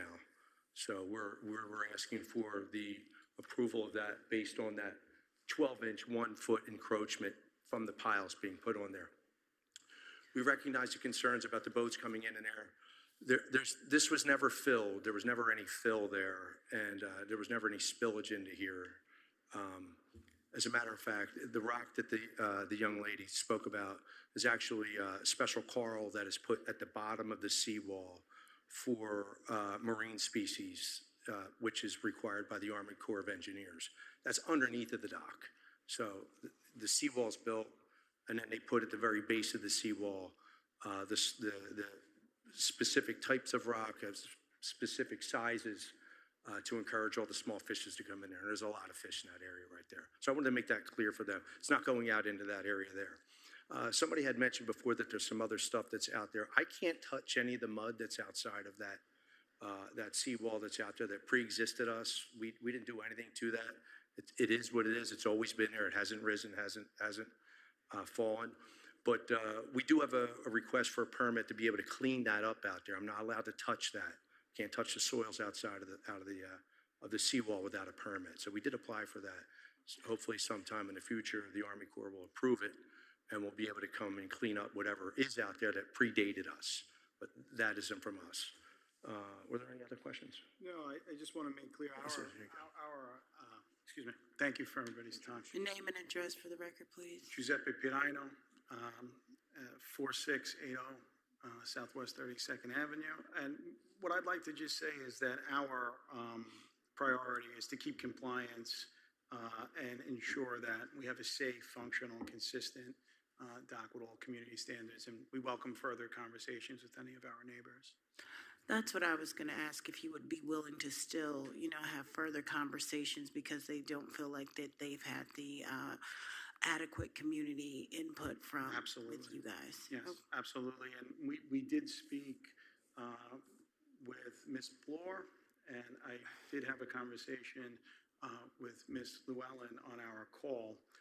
But Mr. Buckner, and if Ms. Bloor would like to speak with us further, or any of our other neighbors, it would be our pleasure, and we'd happily take them to the dock, to the project, and address any of their concerns. All right, so then we want to just hold off on the decision for this evening and allow you to have those conversations. Or do we have a motion from the commission or recommendation? Commissioner Llewellyn? Can I actually just say something real quick? Because I didn't realize that was this project when it came up on this agenda. That's why I didn't disclose. I did attend that community meeting because it was on my calendar, and there was nobody present other than these two gentlemen here. And I honestly don't remember a significant discussion about the dock. There were some other things that were being discussed, not the dock so much. So anyway, just wanted to make sure that was clear. Thank you, Commissioner Llewellyn. Commissioner Romoli? Thank you, Mayor. So if I heard correctly, the reason that you're wanting to extend further out is because you had a piling that had to be extended 1 foot out from the seawall. Is that what I heard? Yeah, it was built pursuant to plan. So why do you need an extra? I understand that you lost that 1 foot, but why do you need that 1 foot on the outside of the? It's already done. It's built. Oh, so it's done. It's built. It's built. It's built. This was discovered after the fact, when the as-built was presented to. It was inspected, approved, built pursuant to permit, and when it was the final as-built was submitted, it was ascertained that the one piling. Well, not one piling, but the row of pilings. So what can we do now that it's built? I mean, I'm a little confused as to why this happened. How did this happen? Good evening. So it's true the wall is built, and we caught it during final inspection, final survey, review of the final survey. The variance tonight is to correct that, the discrepancy between the code and what's physically built. And what they need is 1 foot 10 inches. That's the encroachment beyond what the code allows, is 1 foot 10 inches. To address just some of the concerns from the residents, if I may, Mayor? Yes, please. I only know this because we've had a code case that came up recently, and it's section 6-42 subsection V of the code, and the city regulates city waterways. And so if there is a problem with the navigable waters, the city can cite the property, and also if they don't come into compliance, remove the boat. There's a notice provision, but it's actually a process that we have in our code for that, if that is one of the concerns of the resident. So I wanted to bring that to your attention. Yeah, because, I mean, for me, sitting down with the residents that are concerned about this is kind of like it's putting the cart before the horse. It's already done. What can be done now is my question. Well, to answer your question is either you allow the variance to go forward or they have to remove the piling. And I don't know how it affects the property, but that's really what it is. Those are the choices. So is Giuseppe, are you guys, is the whole idea to be able to have dockage for boat space? Yeah, and let me address how the dockage is. The dockage is parallel to the seawall, and the slips are only 35 feet. So with a 35-foot slip, you can really only put a 30-foot boat. So we're not talking about large boats coming into that area there. It's not developed across the way from us. It's actually over 100 feet, the width of this.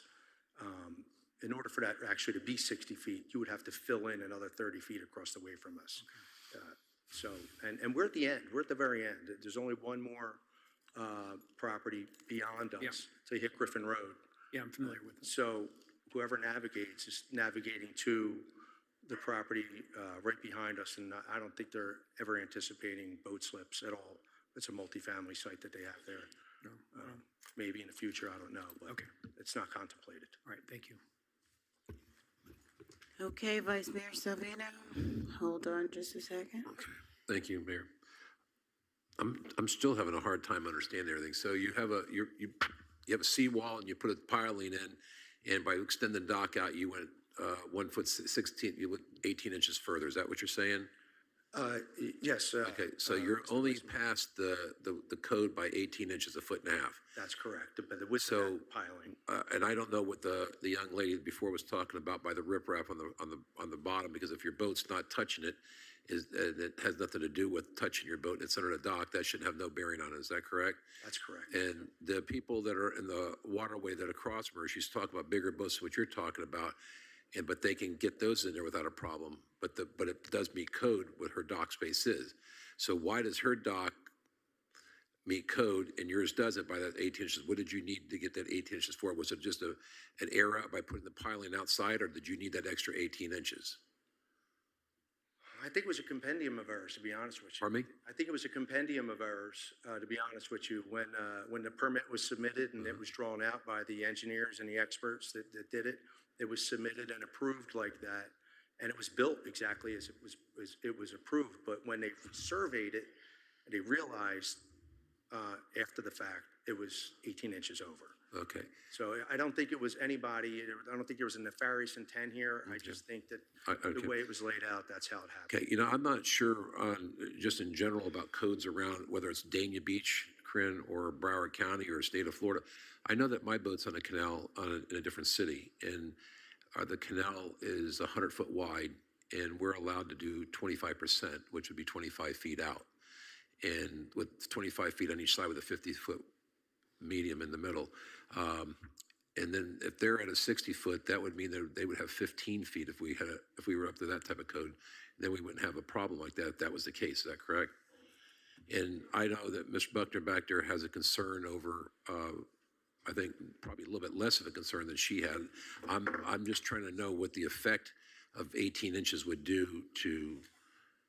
Can I allow him to come up? No, there was something else that happened. Go ahead. Oh, okay. Well, I didn't know that. If like Commissioner really said, it's kind of a situation. I think that, as far as the variance goes, I don't have a problem with it unless the neighbors do. And if you're not up to code, even though the city's okay with it, I think that, there might be, I'd like to know what the problem is. That's the thing. But they're telling me there's something else. So I don't see where the other problem is. Is it something you want to share with us, Corinne, on that?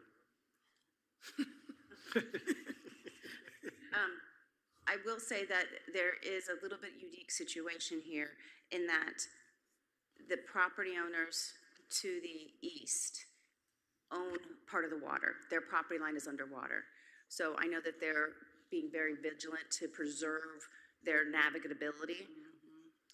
But at the end of the day, the encroachment is like 18 inches. Right. That the I mean, variance is it that they can't turn their boat around because of 18 inches, or are they? I mean, I believe the applicant had indicated that the docking of the boats would be parallel to the dock. So it's not, they're trying to minimize that impact of that waterway as well, but I think is a good compromise. But I do know, like when the site plan was originally approved, the same concerns were raised by those property owners to the east. That's always been their concern, is the waterway. If I could, you could condition the boat dockage to parallel, as they're indicating they're going to do anyway, to bring that into consideration for the residents, and that would be a condition of the approval. Let's do that. Say that, can you say that again? So they have offered to Okay. do parallel Okay. parking of the boats. Okay, well, I Make can- it a condition of the order so that I'm sorry? But put it in writing so that everybody's clear that there's no opportunity to go perpendicular. That's all. That's acceptable. Okay, that's what I was trying to understand on that. Yeah. Okay, all right.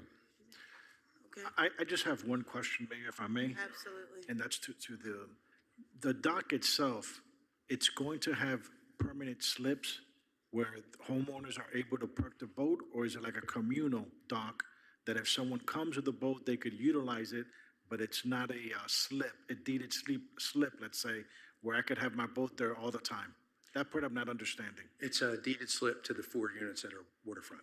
So four Only homeowners 4 will have boats. access to the boat permanently. That's it. And that's where you're saying now they will be able to park it parallel. Parallel. And the 4 boats will fit parallel? Parallel, 30-foot boats. So I think what we should have is size, part of parallel, because if it's a larger boat, it defeats this purpose. What did you say? So a maximum length of each boat should be no more than 30 feet.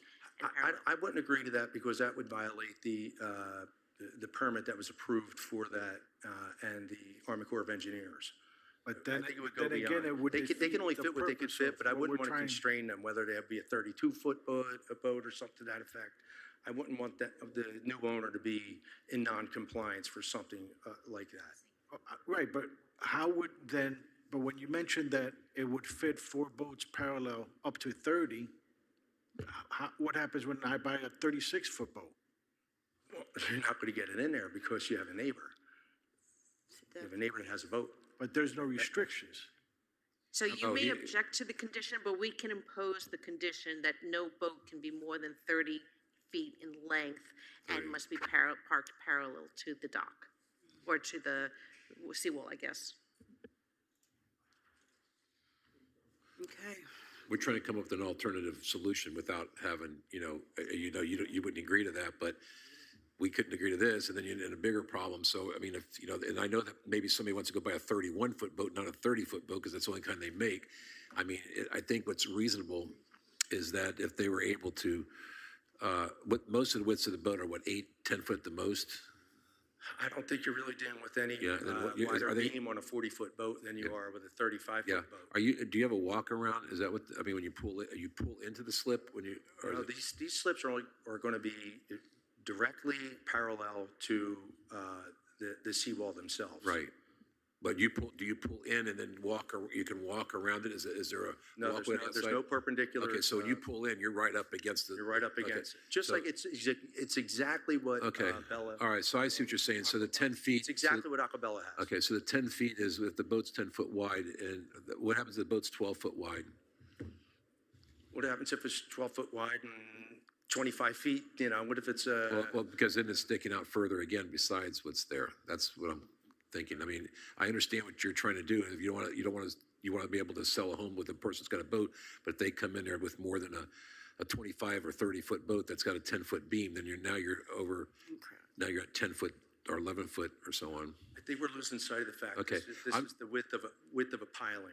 And if you were to look I'm not at losing it, sight of anything, sir. I understand exactly. I'm trying to come to a compromise, so you don't need to go that way with me. I'm I understand that.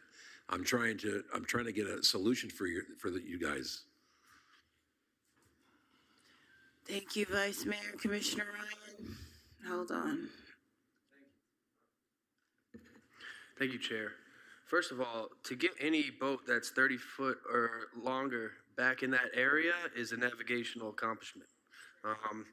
You know, you have to wait for the tide to be just right, especially how tall your boat is. So you guys know exactly what I'm talking about back there. So yeah, exactly. All right. So I don't think we'd have to worry about giant boats going back there, especially with new owners. And I also want to, you know, after looking at the map, their canal is on over 100 feet of canal. They're not on a 60-foot strip. Where they're located, it's over 100 feet. Yeah, well, past their property, but they're not on a 60-foot canal. They're on a 100-foot canal. So you can navigate around it, you know, pretty openly, especially with the 18-inch encroachment. I didn't know if you know, it's a pretty small picture, but when looking at it, I just want to make the commission aware of that. Their canal that they're on is 100 feet wide, and just to the south of them, then it narrows down to 60 feet. And this already qualifies for 60 feet barely. So I don't see such a large of an issue. I don't want to, restrict them with their boat. Like we are kind of getting a little too technical there, talking about beams, and you know that they're going to have to be responsible for that for when they sell their units. You know, and that's a problem they're going to have to do with their tenants. So I just biggest thing I wanted to point out was that they're on over 100 feet of canal. They're not on 60 feet. Thank you. And Thank you for that clarification. Thanks. All right, Commission. Oh, thank you. Hold on, Commissioner Ryan. With that, hold on. Let me okay. just. Public hearing is now closed unless we have anybody else, which I don't think we do. Public hearing closed. Commissioner Ryan. With that, I'll make a motion to approve item 10.3. Thank you, Commissioner Ryan. Commissioner Llewellyn. I just wanted to ask, did you want to do that and put it in writing about the parallel parking aspect of it? Or They have to parallel park. Yes. Without size, that's fine. You want to amend that motion, Commissioner Ryan? Hold on. Okay, amend my motion to approve item 10.3 with the agreement that the applicant only allows parallel parking on the dock. Thank you, Commissioner Ryan. Commissioner Llewellyn. I'll second that. All in favor say aye. You might want to call it. Oh, Yeah. you want to, sorry, this is public hearing. I'm tired. City Clerk. I got you. Commissioner Llewellyn, Yes. Commissioner Ramoni, Hold on. Yes. Commissioner Ryan, Yes. Vice Mayor Salvino, Yes. Mayor Davis. Yes. Mayor, the motion carries 5-0. Thank you, Commission. And now we will move back down to Let me get this. item 9, bids and requests for proposal. Item 9.1, and Vice Mayor will take the chair. Let me read the item. A resolution of the City Commission authorizing the proper city officials to execute an agreement with Calvin Giordano and Associates for design services related to improvements at Chester Bird Park as described in the city's request for qualifications in the amount of $115,222.50 and to exceed the annual vendor threshold of $50,000, providing for conflicts and an effective date, Parks and Recreation. Good evening, Vice Mayor, Commissioners, Deputy City Manager, City Attorney, Anthony Affetti, Parks and Recreation Deputy Director. Previously, City Commission approved the ranking and approved city staff to negotiate with the top-ranked firm, Calvin Giordano and Associates. We're bringing this amongst Commission to execute an agreement with CGA for the design services of park improvements at Chester Bird Park. This is a FERDAP grant project. Thank you, Anthony.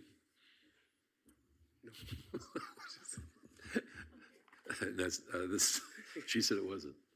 Okay. All right. Thank you. Is there any questions from the dais? Okay. Well, would everybody like to agree to that? Motion? Well, that's a motion. Hey, it's been a long time since I've been back here. Thank you. Trying to make a motion. I can't turn this thing on. How you turn it on? Oh, okay, now I got it. Push the button. It didn't work. Oh,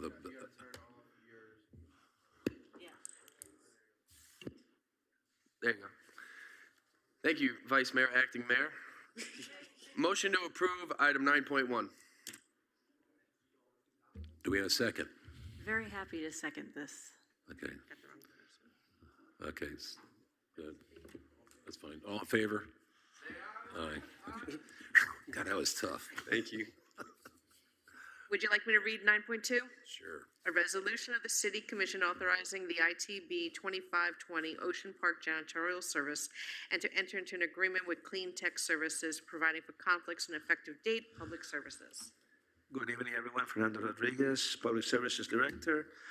This was an ITB that was issued back in October, September timeframe, and we finally were able to actually it was late summer, in late July, and it is for janitorial services at Ocean Park that will cover all the restrooms, including the portalettes, the portable restrooms, and the ITB was issued, and Clean Tech Services won the bid at about $18 an hour, and it'll be basically to provide janitorial services for all the restrooms in Ocean Park. Thank you. That was a great job. Thank you. Any comment from the dais? Okay, do we have a motion? We all in agreement? Oh, you trying? Oh, I thought you said okay. She's LL. Easy. How come it's not going on? I'll make a motion to approve item 9.2. Hang on a minute. She's messing it up. Yell. Turn me on, Vice Mayor. Second. Thank you.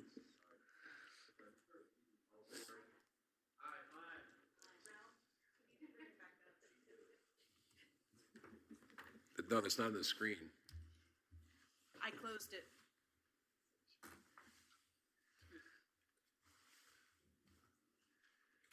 Is it that?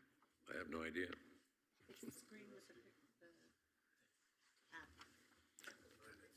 We had too many fingers in the pot, you know. You're done. They've approved it. Thank you, Fernando.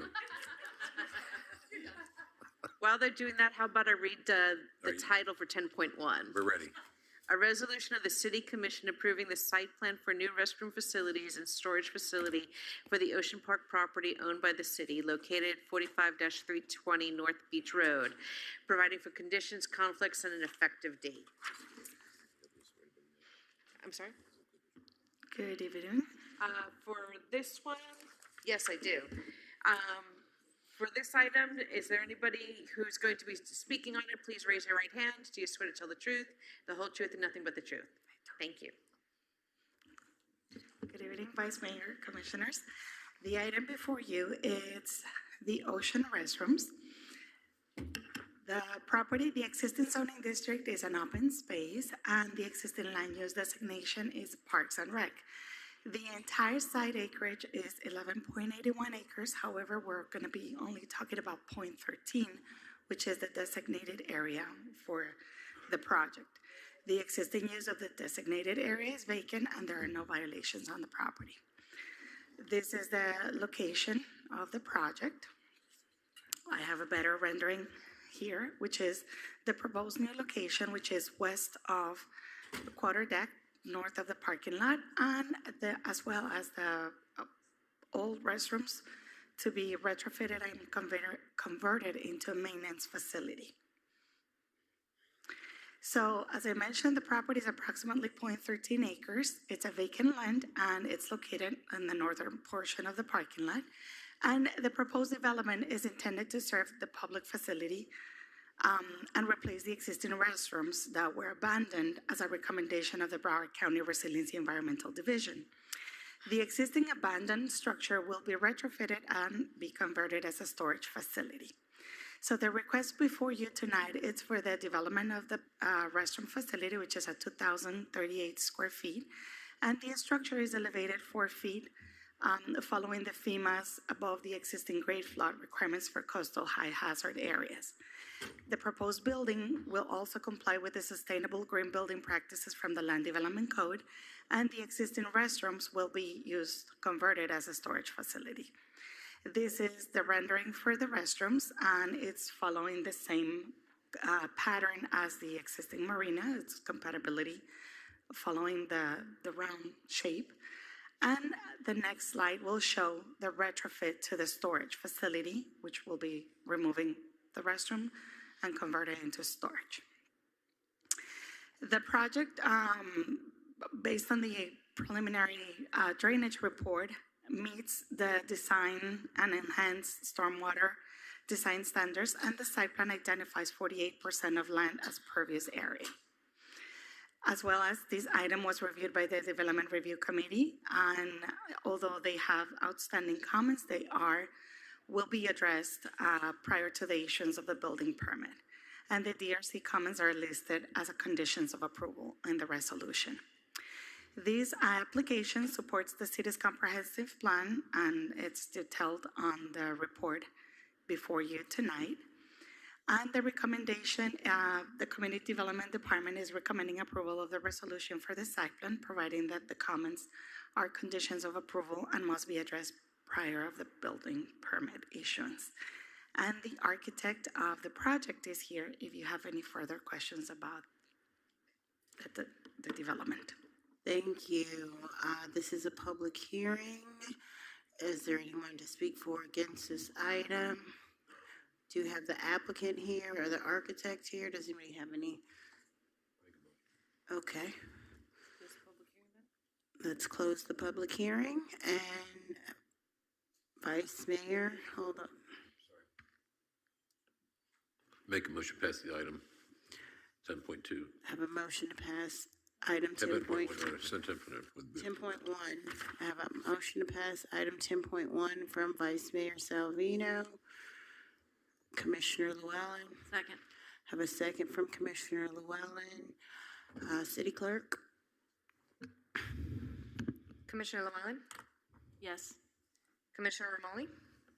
Stepped away. Absent. Commissioner Ryan? Yes. Vice Mayor Salvino? Yes. Mayor Davis? Yes. Yeah, the motion carries. Thank you, Commission, and thank you for doing this renovation. All right, we will move now on to item 10.2. City Attorney, if you'll please read item 10.2. A resolution of the City Commission approving the request for a waiver from the 1,000-foot distance requirement pertaining to the sale of alcohol submitted by the applicant Ruben Nunez of Spirit Cellar Corp. For the property located at 13 South Federal Highway within the city, providing for conflicts and effective date. This is a community development item.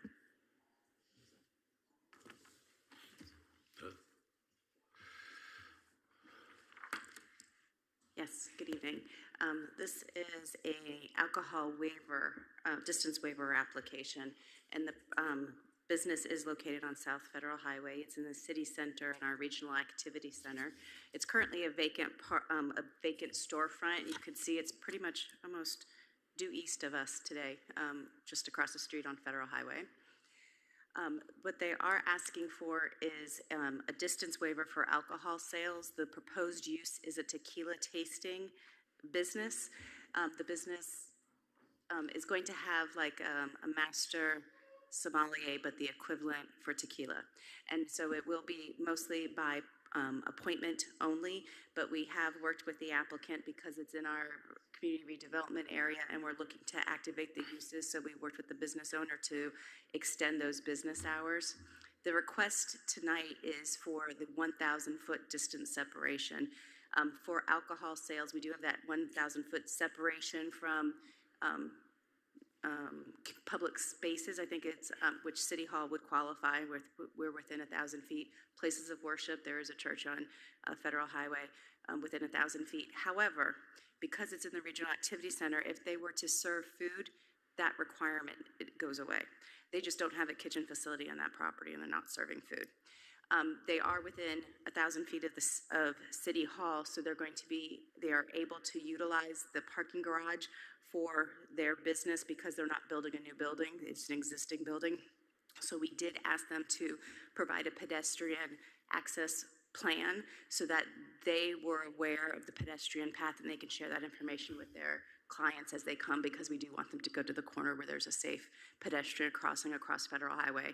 So the applicant's been able to do all of that. I'm jumping ahead in my presentation. You can see that within 1,000 feet, there's a lot of different conflicts, but like I said, we're in the CRA, the Regional Activity Center. If they were serving food, that requirement wouldn't be there. We do have criteria for this type of waiver, which the applicant has addressed all of those criteria. It's identified in the staff report. We did work with them to do this business plan, and their hours of operation that they're proposing is Monday through Saturday, 10 a.m. to 5 p.m. by appointment as well. And then from 5 to 8, will be open for walk-ins. This is the pedestrian plan we asked them to identify. We reviewed the request against the city's comprehensive plan, and it's consistent with a few of the policies in our future land use element. And we did ask that they do a community outreach meeting. They reached out to property owners within 1,000 feet, which is the same as we do for our public meetings, and there were no objections received by the city on this application. This goes through the parking analysis, but they're going to be utilizing the city's parking garage. They are within a quarter mile. Because this is an alcohol waiver, it does require public hearing at the Planning and Zoning Board, which was heard in October, and they recommended unanimously the approval of this application. We are asking that there be conditions of approval if the item is approved, and that they park in the parking garage at City Hall. Any clients that they have signage that identifies where the parking is available to their clients. We reviewed the business hours that we negotiated with them. The applicant is also required to provide a tasting room, which is consistent with the code regulations.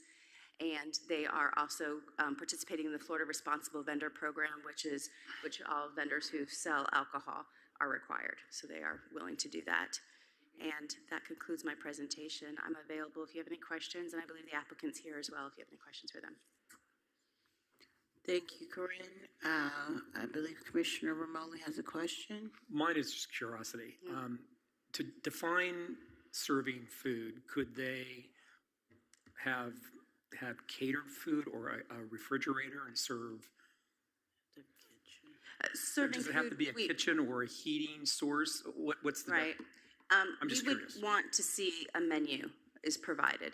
So we'd be pretty flexible on that. I mean, like Starbucks does a lot of things with, Right. toaster ovens these days. Exactly. So yeah, we would want to see a menu Right, I mean, if they as had part a of their business microwave oven plan. of some kind and that's Right. all their food that they ever served, then this would not apply. Right. Okay, just curious, thank you. Thank you, Commissioner Romoli. This is a public hearing. Do I have anyone who wishes to speak for or against this item? Seeing none, public hearing is closed. Do I have a motion? Commissioner Llewellyn? Make a motion to approve item 10.2. Have a motion from Commissioner Llewellyn. Do I have a second? A second. Second from Vice Mayor. City Clerk? Commissioner Llewellyn? Yes. Commissioner Romoli? Yes. Commissioner Ryan? Vice Mayor Salvino? Yes. Mayor Davis? Yes. Mayor, motion carries 5-0. Thank you, City Clerk. Motion carries 5-0. We are on now to item 11, the first reading ordinances. Eve, if you could please read item 11.1.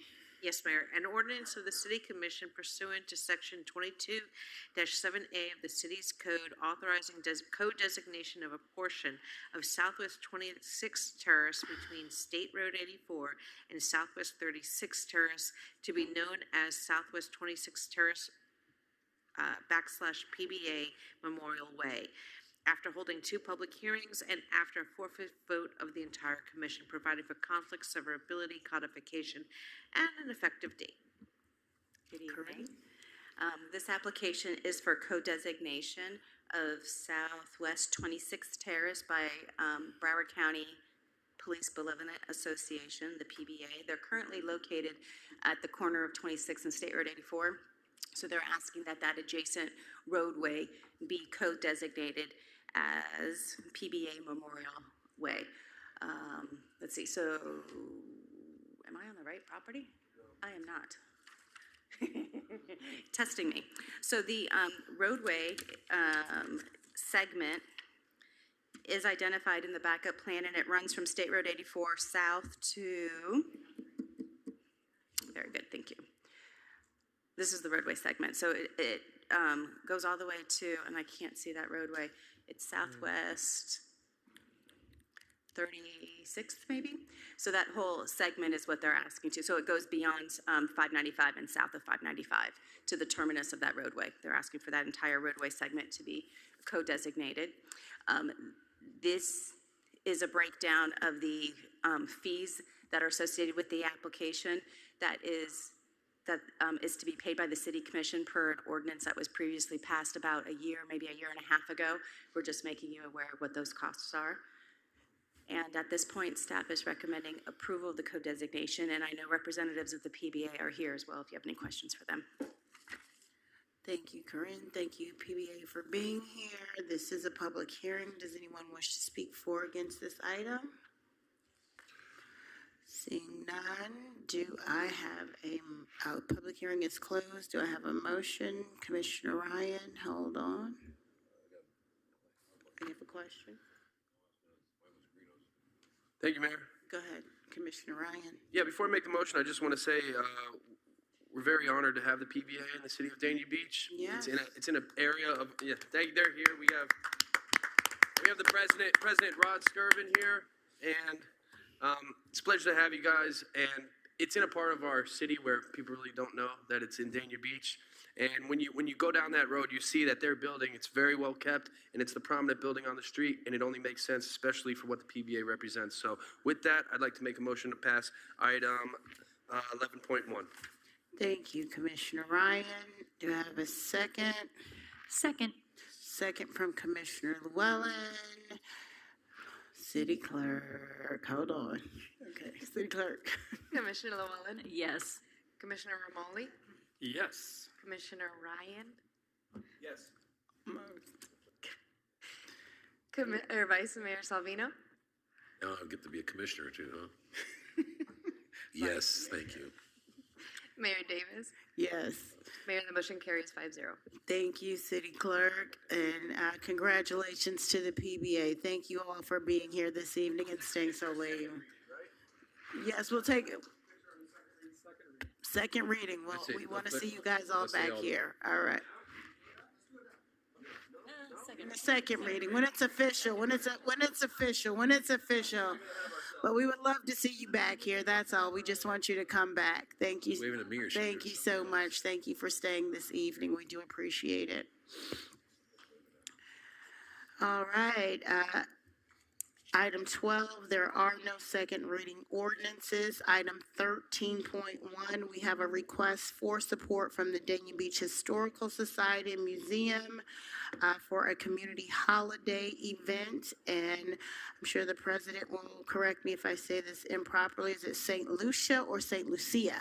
Lucia, see, okay, thank you, St. Lucia, on December 13, 2025.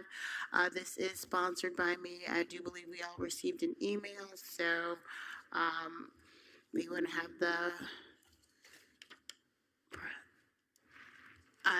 I guess I'll introduce it a little bit, and then if you want to speak on the item, you're up to bat. President Granette. Please state your name and address for the record, please. Joanna Granette, President of the Dania Beach Historical Society, presently at the Newburgh Swanson House, 102 West Dania Beach Boulevard, and it's great to say that. Okay, yes, so I had a meeting with a director, Kathy Sermonaro, and she actually suggested that we do something for the holiday for the community.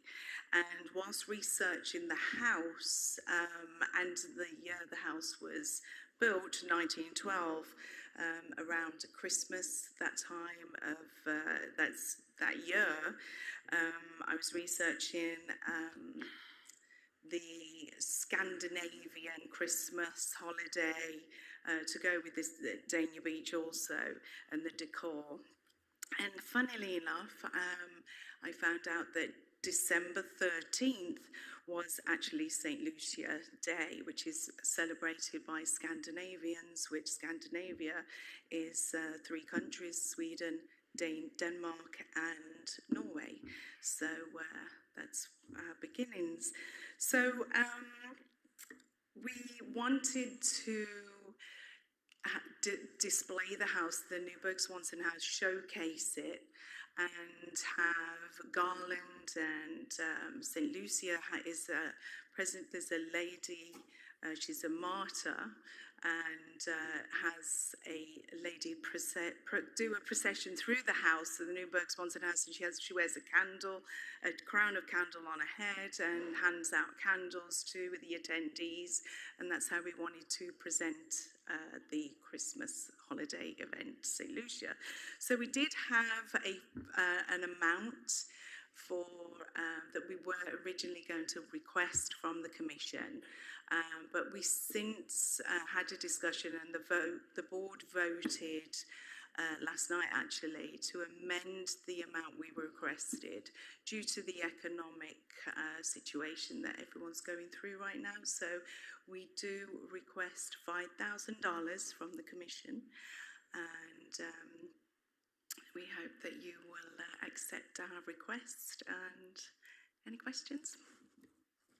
All right. Commissioner Llewellyn, hold on. So I am curious as to how many people you're anticipating. Well, obviously, it's a new event. We have no idea who will attend, but we did come up with a figure that we'll base it on 100 people. Okay. I actually would like to offer to donate.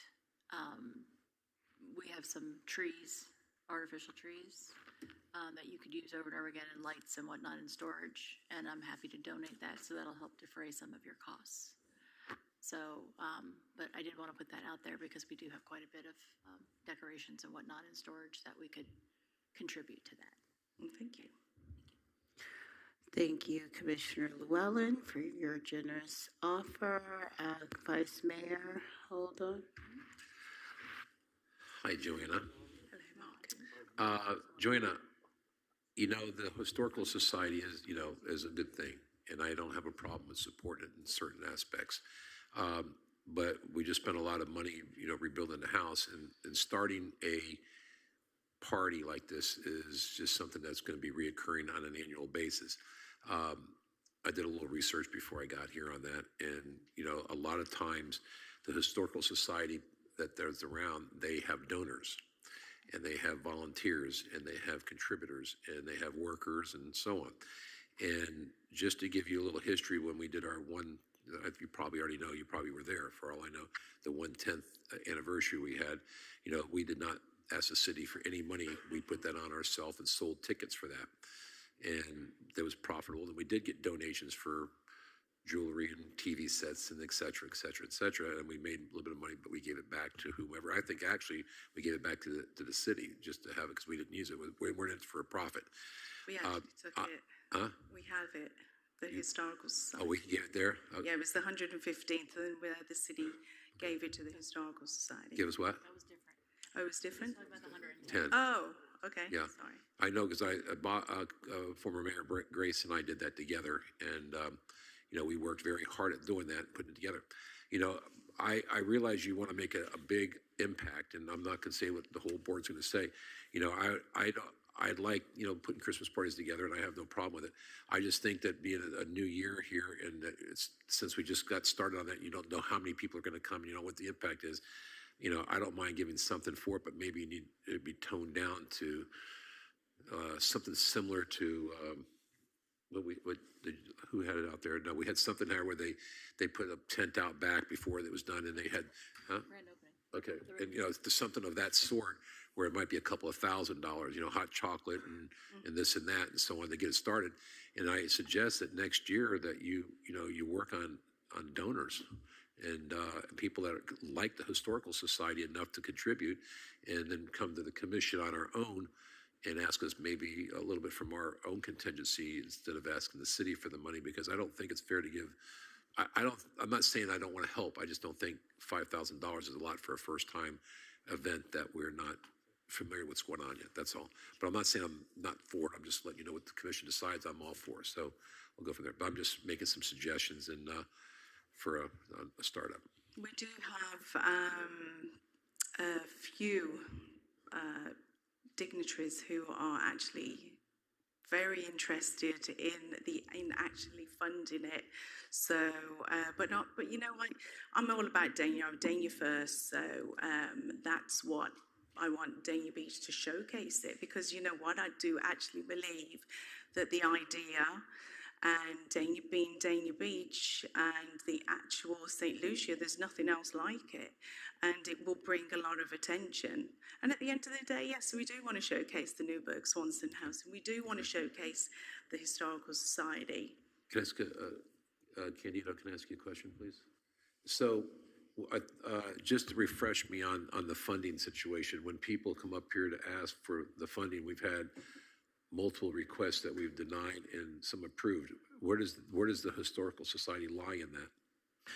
Basically, any organization has to apply for a grant, and I would like clarification from Jamie, our CFO, if she could come up to the front.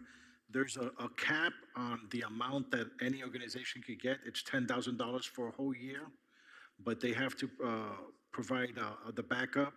They have to get approval. They have to go through the process of the finance department. Right. That's what I thought. I thought because when we did that, they had to be they had to turn in all the receipts and stuff of what was going on and had to be accountable for every dollar that was spent. Is that right? There's different paths in order to get funding. There's a community grant, and then there's a request of discretionary funds. Hi, good evening, Jamie Guzman, CFO. So the commission passed 3 separate policies. We have a discretionary funds policy, which is each $25,000, which you have to sponsor in order for the organization to be able to receive funding, and that's limited to $10,000. Then you have the community grants, which is currently active through November 30th. And that one is, again, limited to $10,000 for the whole fiscal year. If you get discretionary, you cannot get the granting fund. And then the third one is the sponsorship policy, which was passed again this year. And that one is for more than $10,000. And that one is very limited to local organizations to Dania Beach, and that opens in April and closes in June every fiscal year. So Vice Mayor, in order to answer your question, the path that has to provide, the nonprofit has to open their books to us, that's the community grant path. The path that the Historical Society is currently submitting is a sponsor. Someone on the commission has to sponsor, and it could be up to $10,000. Okay. So those two are different. And do they have, just for my own information, not just anything else, but I remember going through stuff that when we ask for anything, we have to present what it's for, and then they have to show accountability for that on a sponsorship as well? Correct. By the end of the fiscal year, so meaning next fiscal year, by September, we're going to be sending out letters to all the organizations that receive funding for that year, and they're supposed to submit a report with all of the expenses and everything that they incur for the year. Okay. Thank you. So now, with you sponsoring this, are you sponsoring this for the city, or are you? Well, we all received the email, so a commissioner has to sponsor the item, but the request was for the entire commission. So because it's coming through the discretionary funds path, what I would recommend is that if we wanted to give, or we had consensus to give the $5,000, that we would each give $1,000 from our individual discretionary funds, and then that would be the $5,000. So. I do that. Okay. And I believe, do we have Commissioner Llewellyn? Hold on.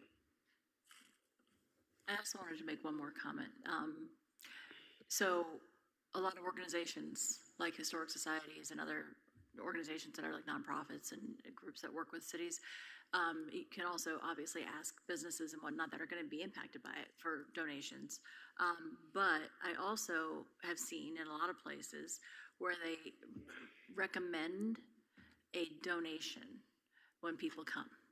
So not mandatory, but like a recommended $10 donation from each person that attends, because some people won't give anything. Maybe they don't have it. Maybe they do and they just don't want to, whatever it is. But some people will give you more. A lot of people probably give you more. I mean, we will use it for like a membership drive also. Yeah. And then other things that you can do also are raffles and things like that. Yeah. Because I know that was something that we silent. Hold up. Vice Mayor, you finished, Commissioner Llewellyn? Almost, but yeah, and he'll talk to you more about that because he's done that a lot. I've seen the Vice Mayor do that at a number of different events where he's donated bicycles and things. I was going to say, can we have a I'm bike, not saying you're please? going to do that now, but I have seen him do that in the past. Anyway, but you know, and there are businesses, you know, hotels and stuff sometimes will donate like, you know, a stay for 2 nights or something. But there's different things that can be done, and I think that would be something that you may want to consider for this particular event to start up and see what you can do as well. Yeah, we've spoke. Yeah, I'm glad that you did reduce the amount, because when I saw the 10,000, quite frankly, I was taken aback, because I'm like, well, then they're not going to be asking us for any more money for the rest of the year. So, and we do have the policy there for a reason, to make sure that people are being accountable, and that we can make sure. We've had issues in the past where we've had people that weren't quite so accountable. So we're trying to make sure that is happening now. So that's all. Thank you. Thank you. Thank you, Commissioner Llewellyn. Commissioner Ryan? Thank you, Mayor. That's my question. The initial request was 10,000, and you guys changed it today to 5,000. Yeah, we just scaled it back. I mean, originally what we wanted was to have the garland all around the columns, have it lit up, have garland around the windows, and it's expensive, you know. But I mean, that was what we originally envisioned, but obviously then the board voted to go for the lesser amount and just scale it right back, and no alcohol, no... you know, the food, the charcuterie board, the Swedish salmon, all that sort of thing. So we scaled it right back to have Swedish meatballs, mashed potatoes, gravy. Okay. And this is coming out of each of our individual commissioner funds? It's not coming out of the overall commission contingency fund? Right, because it's a community grant. It's not a community grant. This is a discretionary funds request. So it's just, it's the different. So that's come out of our individual and not the commission? Yeah. Okay. Yeah, I think this is, you know, we just invested a lot of money to renew the Nyberg Swanson House, and we really want to kick off more attention to this. And I think this is the perfect opportunity to really have people look at this property. So I really I don't want to cut any corners when it comes to decorating this house. I want to make this house really stand out, and people actually look and are interested, and it's welcoming and open for you to go inside. So, you know, I know maybe if you need a little bit more money for, you know, to spruce it up a little more, I would not mind going that route, because this is the first time, and I think if you do it big the first time, it'll carry on, and it will encourage people to get more involved next year. And you can still ask for money while you have the events going on to raise money for the next event for next year. You know, and that's where we start. But I think that the commission should fully support this right now. And I don't mind if, you know, to do garland on every post, if that costs an extra $1,500, $2,000, I have no problem throwing that in there. Thank you, Commissioner. I agree, Commissioner Ryan. We have invested a lot. It is beautiful, and this is going to be the first official event where it's going to engage the entire community and show how beautiful, you know, this house and renovation is. When it's the first, it's the startup. You do need those initial costs.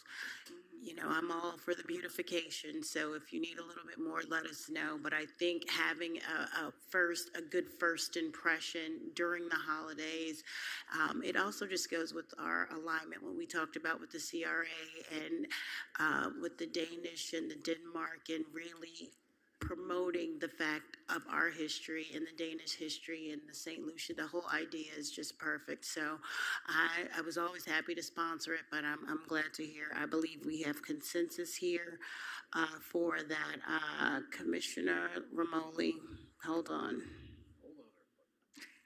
Well, I feel left out since I didn't get a chance to talk. No, I'm just thinking over here after everybody's talking, and it's the city's house. Yeah. Deputy Manager, why wouldn't the city be more involved in decorating their house, our historical house? I mean, we've decorated our whole city hall, or, you know, it's. I could answer that, Commissioner. Okay. Remember how the budget works. We have to approve the budget by September 30th. We work on it starting April of this year. That's our new budget for fiscal year October 1. Yeah. None of this was presented or budgeted for. This is a good opportunity to see what the extra expenditures are, what the extra attendance is, to get real numbers, so when we do start the budget come April, this is something that we can work with if Because that's I really the goal. think that it's a showcase. It's the showcase our city. It's right next to City Hall. I mean, it's a perfect venue to be able to do a real blowout of a beautiful Christmas theme there. I agree. Is there anything what we could that do we is what- have within the city that we could utilize to help? We would have to cut. We would have to cut somewhere. Well, I mean, decor-wise, do we have any type of Christmas decor? Remember, the decor that we have in the city is the decor you see out at City Hall, that it's through a contract. Okay. The contract comes in at so many thousands of dollars, and we budget that. We don't never budget extra money. How about going back to the contractor and saying, hey, can you give us a little bonus here, since we do so much business with you? You got some extra decorations hanging around? We could always try to do everything. I think it's worth asking, isn't it? Absolutely. We ask, we negotiate, and we bargain hard. That's how we do everything. But once we have a contract, we have to stick to the contract. Sure. I was going back to what the Vice Mayor suggested. It could be a hybrid as far as what Commissioner Llewellyn suggested, as far as do a fundraiser, collect money at the door, and we do also our donation. But when they said they budgeted for $10,000, we didn't get any of the details. Yeah. We just got $10,000, and that's it. Afterwards, there was a request. Then they came back with $5,000. Yeah. So we're kind of I know I get all finding that. out about the details at the last end. I get all was that. I itemized, just though, think was at it this not? time, if we could maybe focus more of the dollar amounts towards decor and not so much on the food and the beverage part. I mean, I know that food and beverage is part of it, but, and I'm not trying to tell you how to do this, but it would just be sad to have our first event in that beautiful house and it just be sort of subpar in terms of decor. That's just my feeling. I think we really need to kind of step up, and I'm willing to volunteer and do some things there. I've got some Christmas stuff at home that I don't use. I've got garland. I've got an extra tree. I mean, Right, but we want to keep it so it's that at that period, which is 1912. okay. We, Did they not have trees in 1912? Well, they did. I mean, they did, but Okay. with the decor and everything, it has to be specific period. Okay. All right. Thank you, Commissioner Ramoli. Vice Mayor's not done on this? I'm done. I was just going to tell her to go to the dollar store, but I can't. Can please help me, Commissioner Ryan? Motion to approve. Thank you so much. Item 13.1, the request to support Dania Beach Historical Society Museum, Inc. holiday event, St. Lucia, December 13, 2025, for $5,000 from our Commissioner Contingency Individual Funds, $1,000 each. All right. Clear? Thank you, Commissioner All right. Ryan. Do I have That's a what I'm second? talking about. All right. Commissioner Ramoli. I second that motion, and I'm happy as a company, a Stage Right, to donate as well. So come find me. Thanks. All right. Congratulations to you and the Historical Society. Oh, my goodness. Just need Joanna. all in favor, say All in aye. favor, say aye. Aye. Any I will opposed, help say you if you nay. want to do a raffle. Motion passes Okay. unanimously. We'll take a bike. Do what? We'll take a bike. I didn't say I was going to give you anything. I might find you Thank something, you. but I think I can make a few phone calls and yeah, I'll give her a bell. I can make a few phone calls if you want to get some raffle tickets. Talk to your committee, and maybe sell them, the stuff that I can maybe get for you will not be cheap stuff. It'll be really pretty good stuff. And I think that you might be able to get, at least $5 or $10 a ticket, and like 6 for $50 or something like that. Make it worthwhile. 'Cause we were getting $100 our raffle tickets, and I think you'd be surprised that between that and putting a little box at the door for donations, you'd be shocked how much money you'll gather at the end of a holiday event. People are always willing to give, but I can help you get started on that if you want. Appreciate that, and thank you all. Thank you for the opportunity. Thank you, President Grenett. Please have a raffle for the Vice Mayor. Let's go. I said, please have a raffle for you. Use your expertise and your skills.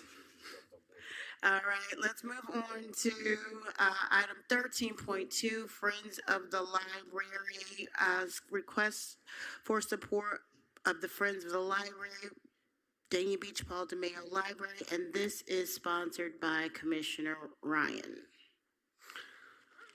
Thank you, Mayor.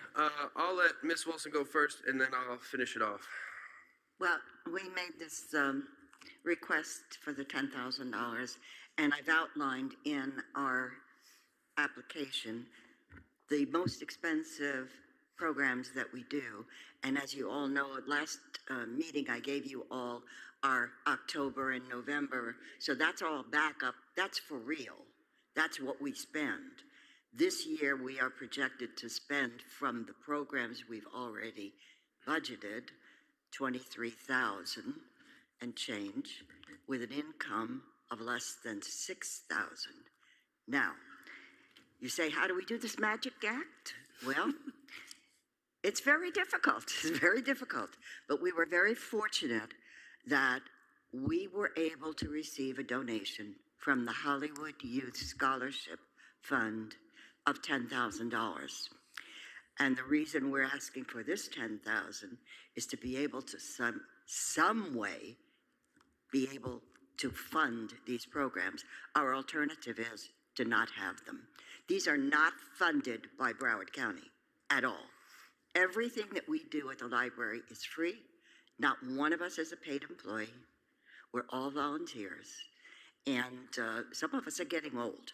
So there is a difficulty in getting people in memberships, but we have just started a new program, and it's going to be effective January 1. It's our Donor Tree program, and we will be asking for annual donations that we will put on our tree, and it'll be good for a year, separate and distinct from membership.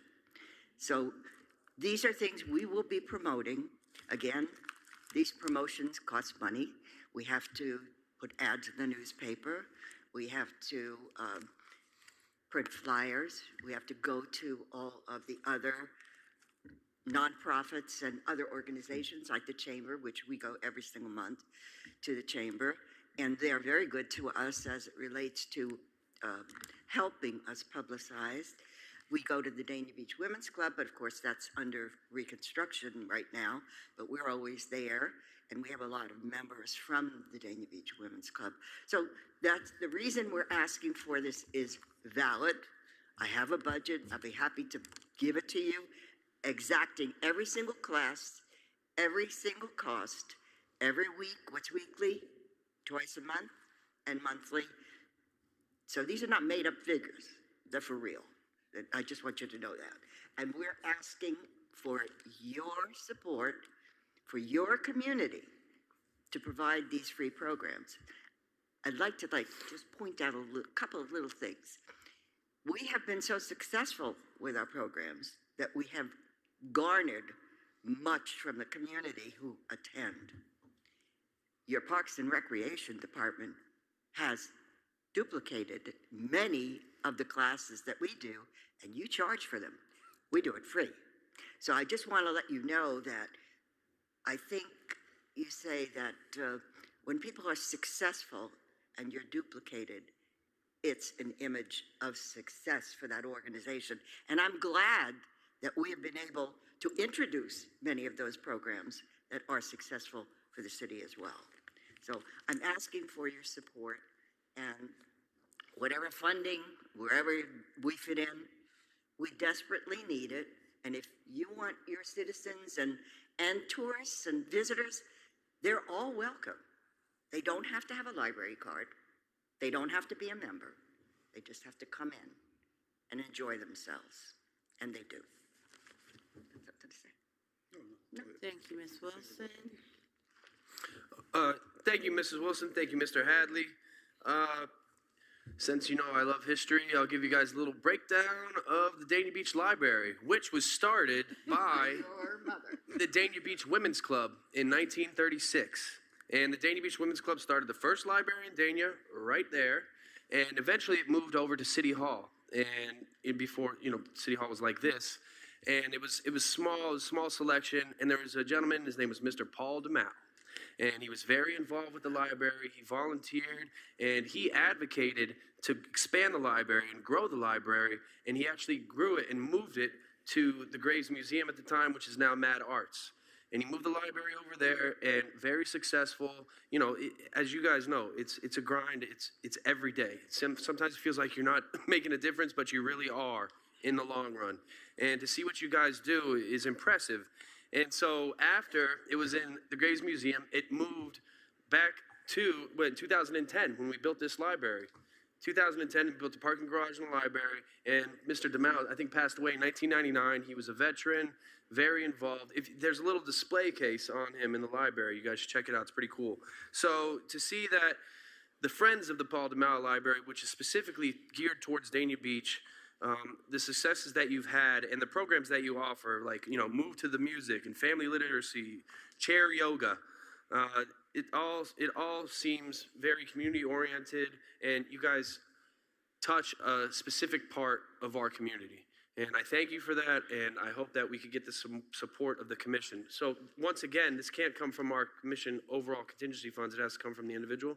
Is that right? Or can we take it out of our overall commission, the $200,000 commission contingency fund? It was been requested as a sponsorship from the individual. I believe you were sponsored, but I'm gonna let Jamie clarify if it could come from discretionary commission funds. Yeah, that's what I'm asking. Oh, it was community grants that this was, it was discretionary. Okay. For 10. Yeah.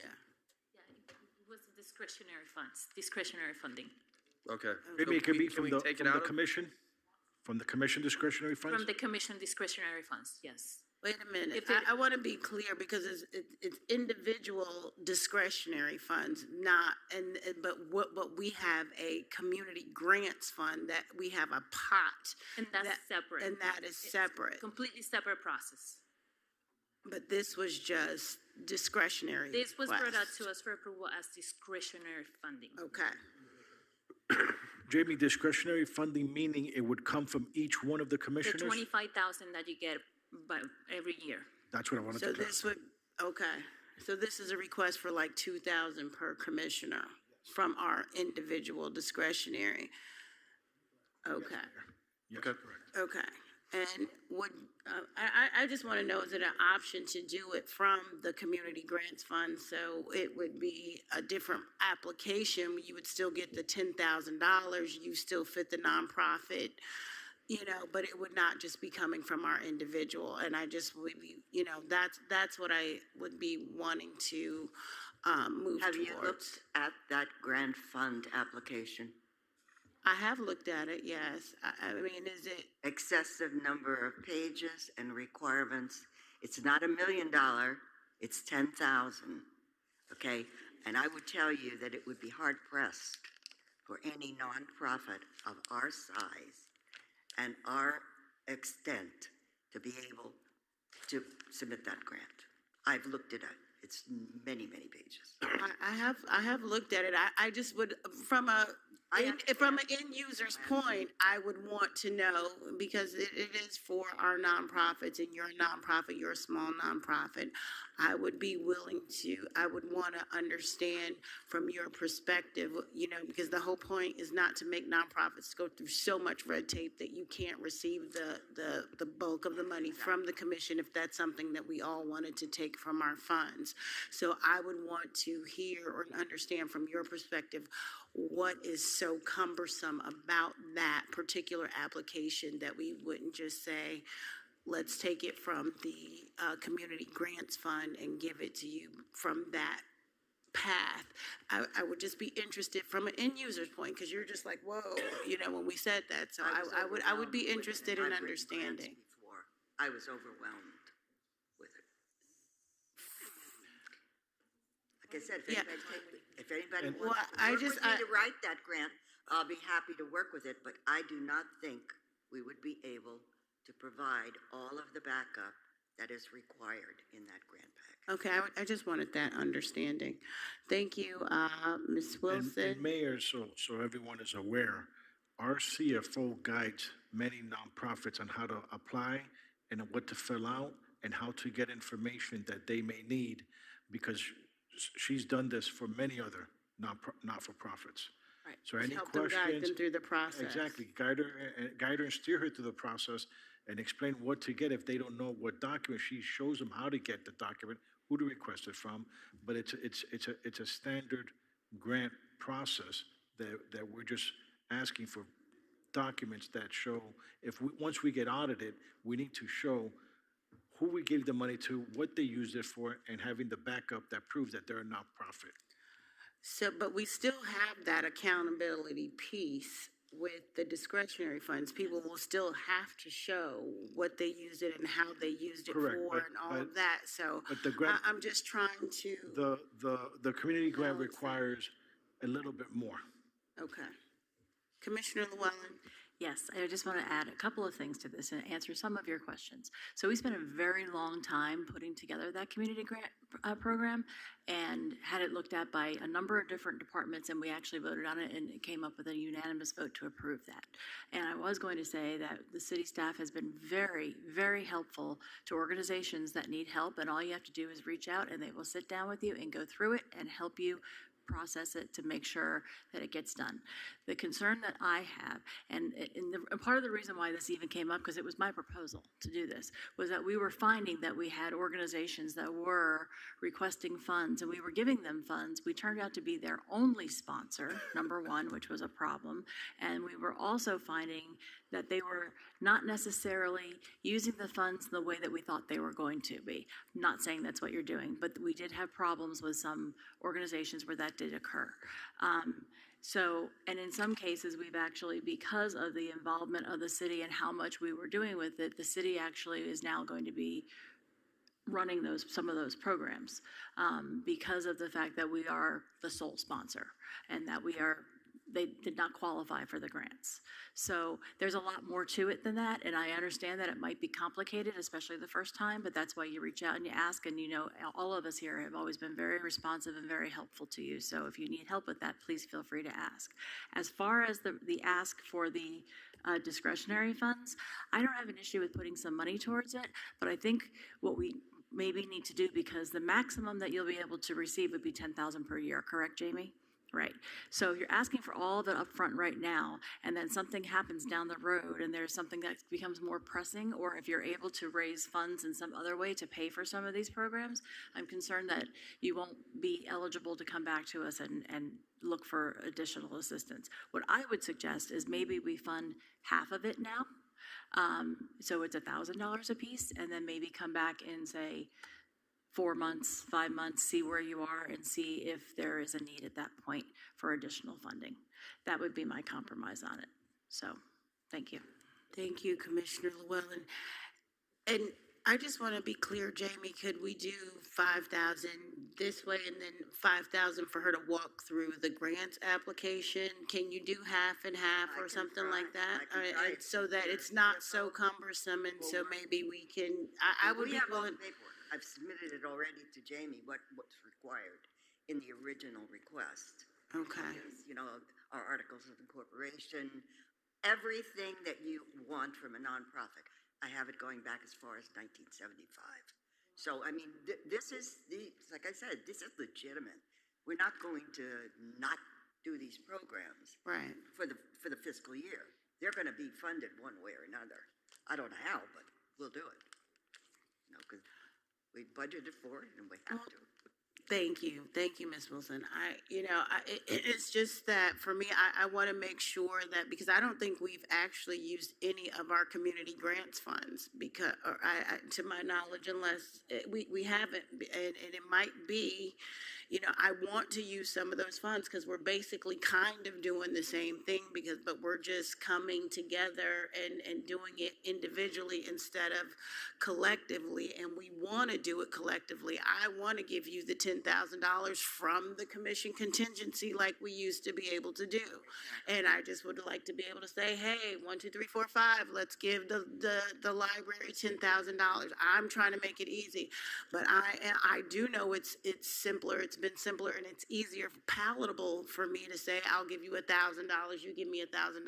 Now we're saying 2,000. Now we're at 3,000.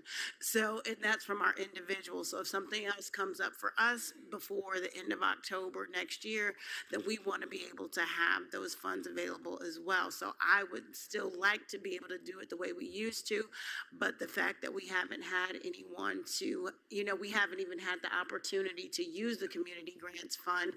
I want us to be able to be able to tap into that without it being such a difficult thing for nonprofits like Ms. Wilson. But I do understand Commissioner Llewellyn's point of why we did this in the first place. So, Director Guzman.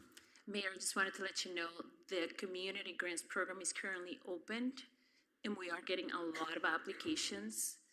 And it closes November 30th, and it will come to you for approval with everyone that met the criteria in February, as per policy.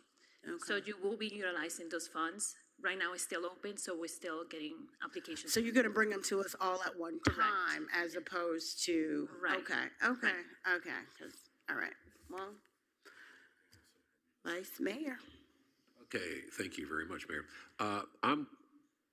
Tonight's our first time that I think we've started allocating our discretionary funds, and we've already given away $1,000, and it's early in the year, and we have lots of people that ask us for money. I'm willing to give $1,000 of mine right now to the library and then work towards the grants.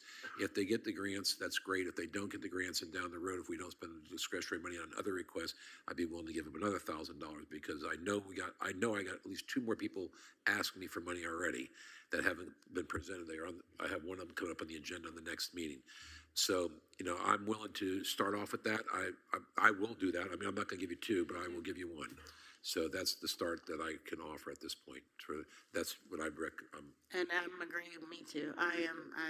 That's where I am with it. And I would recommend that you try the grants policy working with our CFO, just to see how that process works in partnership. But right now I'm good with the 1,000, and let's see how the rest of the commission feels on that. Okay. Yes. You got my 1,000. Will I be able to apply for the grant and the contingency? Yes, that was my question. Yes, ma'am. The only thing I will say, remember what the finance director said, the community grant expires November 30th. So we would need all the paperwork prior to that. All right. So from each one of the commission, we give $1,000 a piece, work with our CFO and start off, and then we still have 5,000 left that we could do later down the line. All right? Thank you. All right. Thank you so much. So then we have approval for support for the Friends of the Library, Paul DeMille Library, from Commissioner Ryan. That is $1,000 a piece, $5,000 total for the library, the Friends of the Library for this evening. All right. Appointments, we got appointment, City Clerk, 14.1. I want to speak on both of these. Hopefully we can do this quickly. I did give you an appointment for my Dania Beach Housing Authority Board, and do you want to say that out loud then, City Clerk? Oh my, I was not prepared. Or do we have them? Give me 1 second. It's Monty Hall. Okay, thank you. Monty Hall. I don't have a name in front of me, I'm sorry. And so I just want to make sure, do we have consensus for Monty Hall to be the Dania Beach Housing Authority?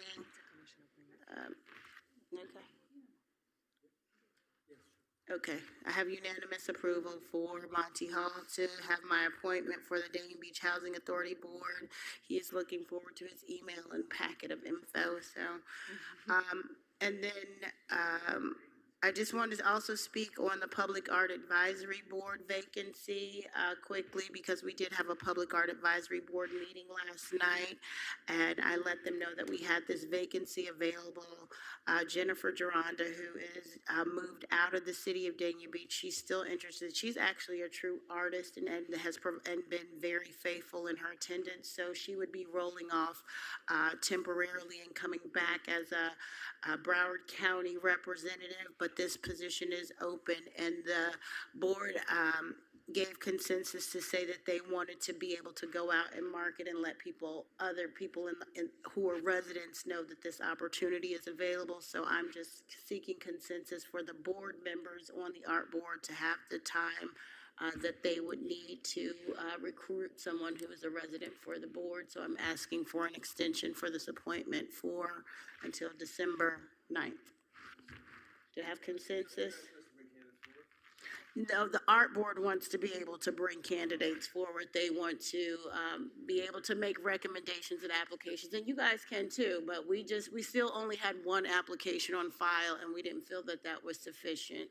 So we wanted to let the art board have an opportunity to let people know, have the commission have an opportunity to let people know, and then we can bring that back on December 9th. So do I have consensus for that? All right.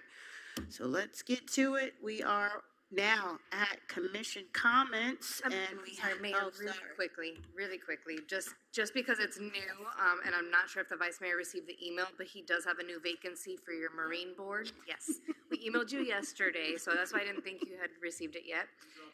I believe his name, give me 1 second, I have the name here. His name was Anthony Thacken?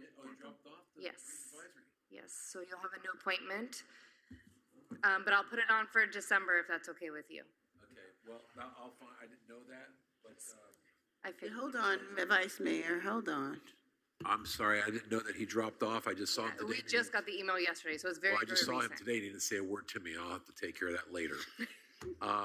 But while we're speaking about that, Candido, Deputy Manager, I think one of the reasons he dropped off the board, because there was some discussion on it, and I'm afraid you're going to have others dropping off, is that they're not getting anywhere with the board. Their people are, I think, I looked on the report, they were showing up for the meetings, or at least more than half, and they said that we're not doing anything for that board to help them. They have lots of little requests here and there, but they never brought them to the city, so I'm not going to blame us for it, but I think that it's of interest that maybe we should reach out to the whoever wants to lead that board and ask them, is there a problem? If not, then, I mean, these boards, if the boards are not aggressive on their own and bring it to us, then there's no need to have the board. You know, I mean, I think they're looking for like a sheriff's boat on the Dania Cutoff Canal and and so on, but there may be more stuff. But, Yeah, this is the first we hear, Vice Mayor, because I know our staff attends the Green Advisory Board. They're with the board members. Yeah. Anything that they bring, it will go to Corinne or Yeah, Eleanor. no, I know. They've I'm not never blaming brought us. anything to our attention. Yeah, I'm not blaming us. I just think that, he comes to us for the motorcycle show and he makes an effort on that. So, if he wanted it bad enough, he would have brought it up to me. So I'm just letting you know that maybe we should look at somebody on the board before they all start dropping off and then we have no board. If there's any way to do that, I'm not sure what your procedure is. Right, and I know that there was a plan to have all the boards come and report to you all with their wants and needs. However, getting a quorum for that board to be able to brainstorm and bring those ideas to you is also an issue. So that's why they weren't ever able to come to you to All right. provide that. Okay, thank you. I'll talk to him.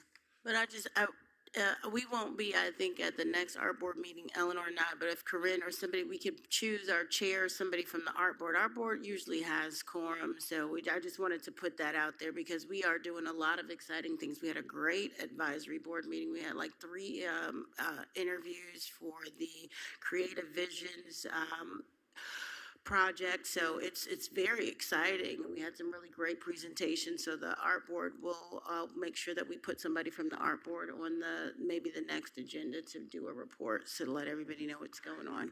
Commissioner Ryan.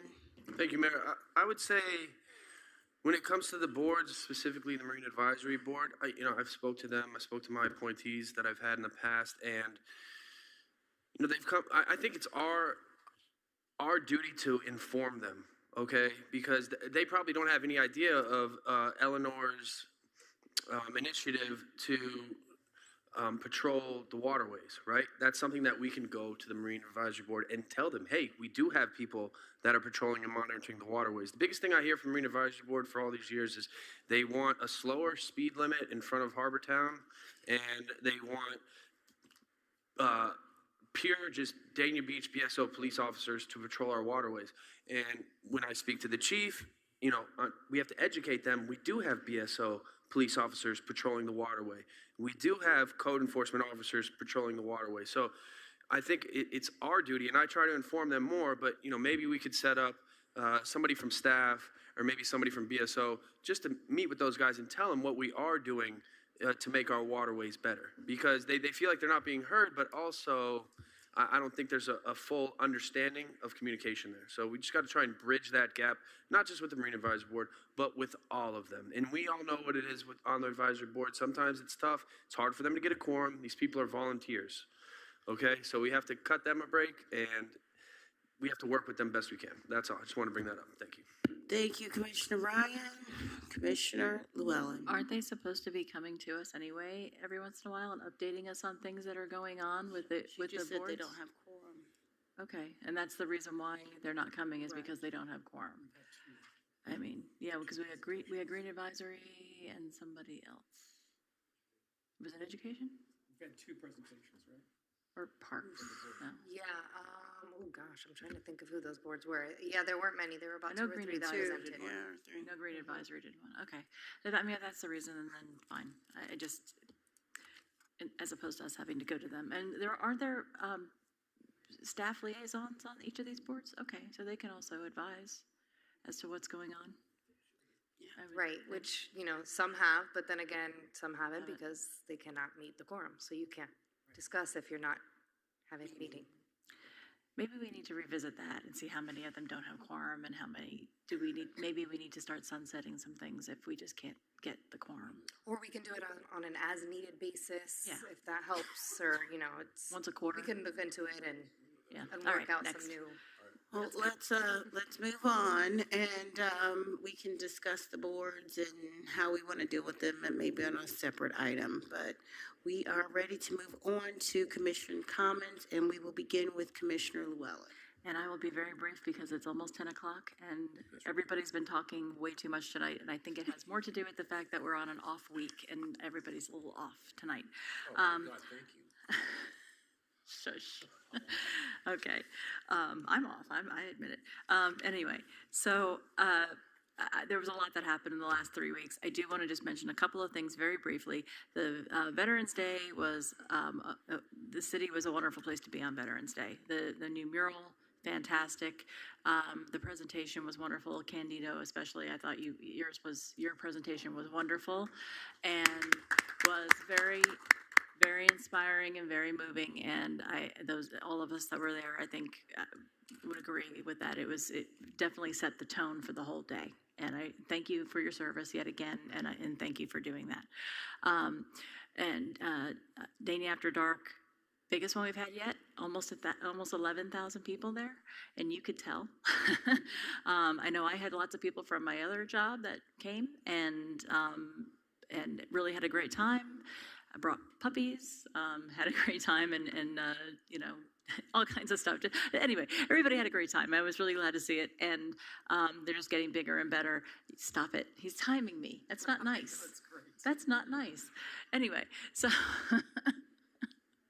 in any event, I do think it's going to be beneficial for us, though, because I know Mr. Abbo has said that when the buildings are open down there, we can also extend it down further, down to Sterling Road, which I think will be very beneficial for Dania After Dark and for making sure that we have even more space to do more things. The ice skating rink in the Holiday Village was a big hit. So And then the last thing I just want to say is I want to thank our deputy city manager for holding down the fort for the last couple of weeks. And there have been a lot of events and some firsts for you, including Dania After Dark and like with the presentation and the whole thing.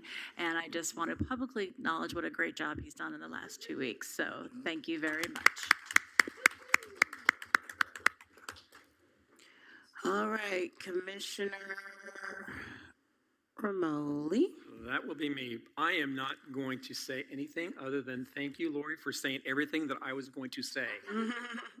And everybody have a wonderful evening. It's a late night. Good night. Good night. Commissioner Ryan. Thanks, Mayor. Yes, that Veterans Day celebration the whole day was incredible. The Waves of Freedom that's amazing. If you guys haven't seen it, it's right here on the south side of City Hall building, and it was done by the Improvement Committee. And I want to bring a little light to the Improvement Committee. The Improvement Committee, they created the Waves of Freedom. They also created the kids reading on a bench, the little bronze statue of kids reading on a bench by the library, and they brought us the clock, the City Hall clock. So I look for... Yeah, so I guess the time needs to be fixed on it. Whoever needs to get on that staff, let's fix the time on it. Thank you, Commissioner Llewellyn. And I want to also say that the Improvement Committee is supposed to be on our service sign that we did, so I look forward to adding them to that. We just missed them, but we'll get that done, right? It's already in the works? It's ordered, Commissioner. It's already ordered, already in the works. Looking forward to that. And I was able to attend the Port Bypass project that was 30 years in the making, and it was over at the state park, Von D. Mizell, Eula Johnson State Park. And basically the sand bypass project is they're digging a big hole on the other side of the port on the north side, and it's going to capture all the sand from the alluvial tide that goes out, and it takes away all the sand from our beaches, brings it to the north side of the port. And so now they're going to collect it all, and then they're going to barge it over or truck it over, or they can actually pump it over, across the port back to our southern beaches of Dania Beach and Hollywood Beach and Hallandale Beach. And what this project does is instead of renourishing our sand every 10 years, it's actually every 2 years. And it's a heck of an engineering feat, I tell you that. And it's trying to understand how it happens and the science behind it is impressive. So I just want to mention that. And also, here's a small little fun fact that you're going to like, Commissioner Salvino, and, Vice Mayor Salvino. And since we were doing PBA, the PBA street, and we passed the first reading for that, on State Road 84, I don't know if you guys know, but there's a buoy on State Road 84, and that's Dania Beach's responsibility. It's something we've been trying to fix forever, and Candido reported to me that we are fixing that buoy finally, and we're going to slap a big Dania Beach sign on it. So looking forward to that, and great job, Candido and the city staff on that work with that buoy. It's something small, but it really goes a long way, and something everybody sees. I think a semi-truck hit it like 4 years ago, but now it's finally getting fixed. So thank you. Everybody have a good night. Happy Thanksgiving. Thank you, Commissioner Ryan. Vice Mayor. Thank you. I've been timing everybody tonight. Well, first of all, since we won't be here for Thanksgiving, I would like to wish everybody a happy and healthy Thanksgiving Day. Don't eat too much. Spend as much time as you can with your family. I do want to make a comment, though, to Commissioner Ryan. I know you and the mayor, and I'm sure the rest of you, but you bring a lot of information to us that by going to the places like the port and so on, and I think that's interesting for us to have. Because a lot of the people don't realize what's going on out there in the community, and they always wonder where the sand's coming from, stuff like that. But I'm not going to drag it. But I just want to thank you for all that extra kind of stuff you do, and all the rest of the commission that does go to places and mayor and so on. And that's all. I'm done. Thank you, Vice Mayor Salvino. And I don't want to reiterate everything, but the flag, the mural outside the Veterans Park, it's lit up tonight. I can see it at night for the first time, and it looks absolutely amazing. So I want to thank everybody involved with that, and thank you for, I think, breathing new life into the way that we celebrate Veterans Day. Deputy City Manager, I really appreciate the personal story that you shared and really making it at Dania Beach at our City Hall. That was very meaningful, so thank you for that. I want to thank Cassie for saving me at the Dania After Dark. I literally had to be rescued. No, just to get into the parking lot, there were so many people for Dania After Dark I had never seen before, and I really want to thank the team. I want to thank our BSO for keeping us safe through that. And then I want to thank the, excuse me, sir. Thank you. And I really want to shout out everyone who worked so hard. This was over a year in the making for my first State of the City address. You guys did a wonderful, wonderful job.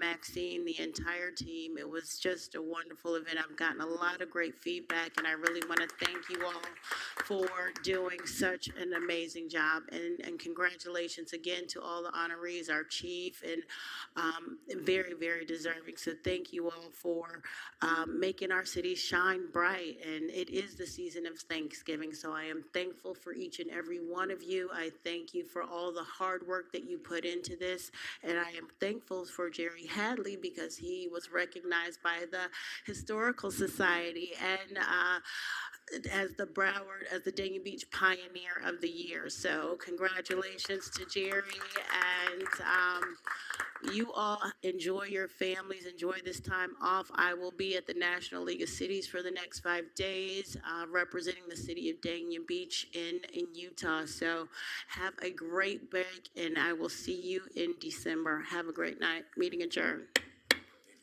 Happy belated birthday to Commissioner Luellis. Go to Alta, go skiing.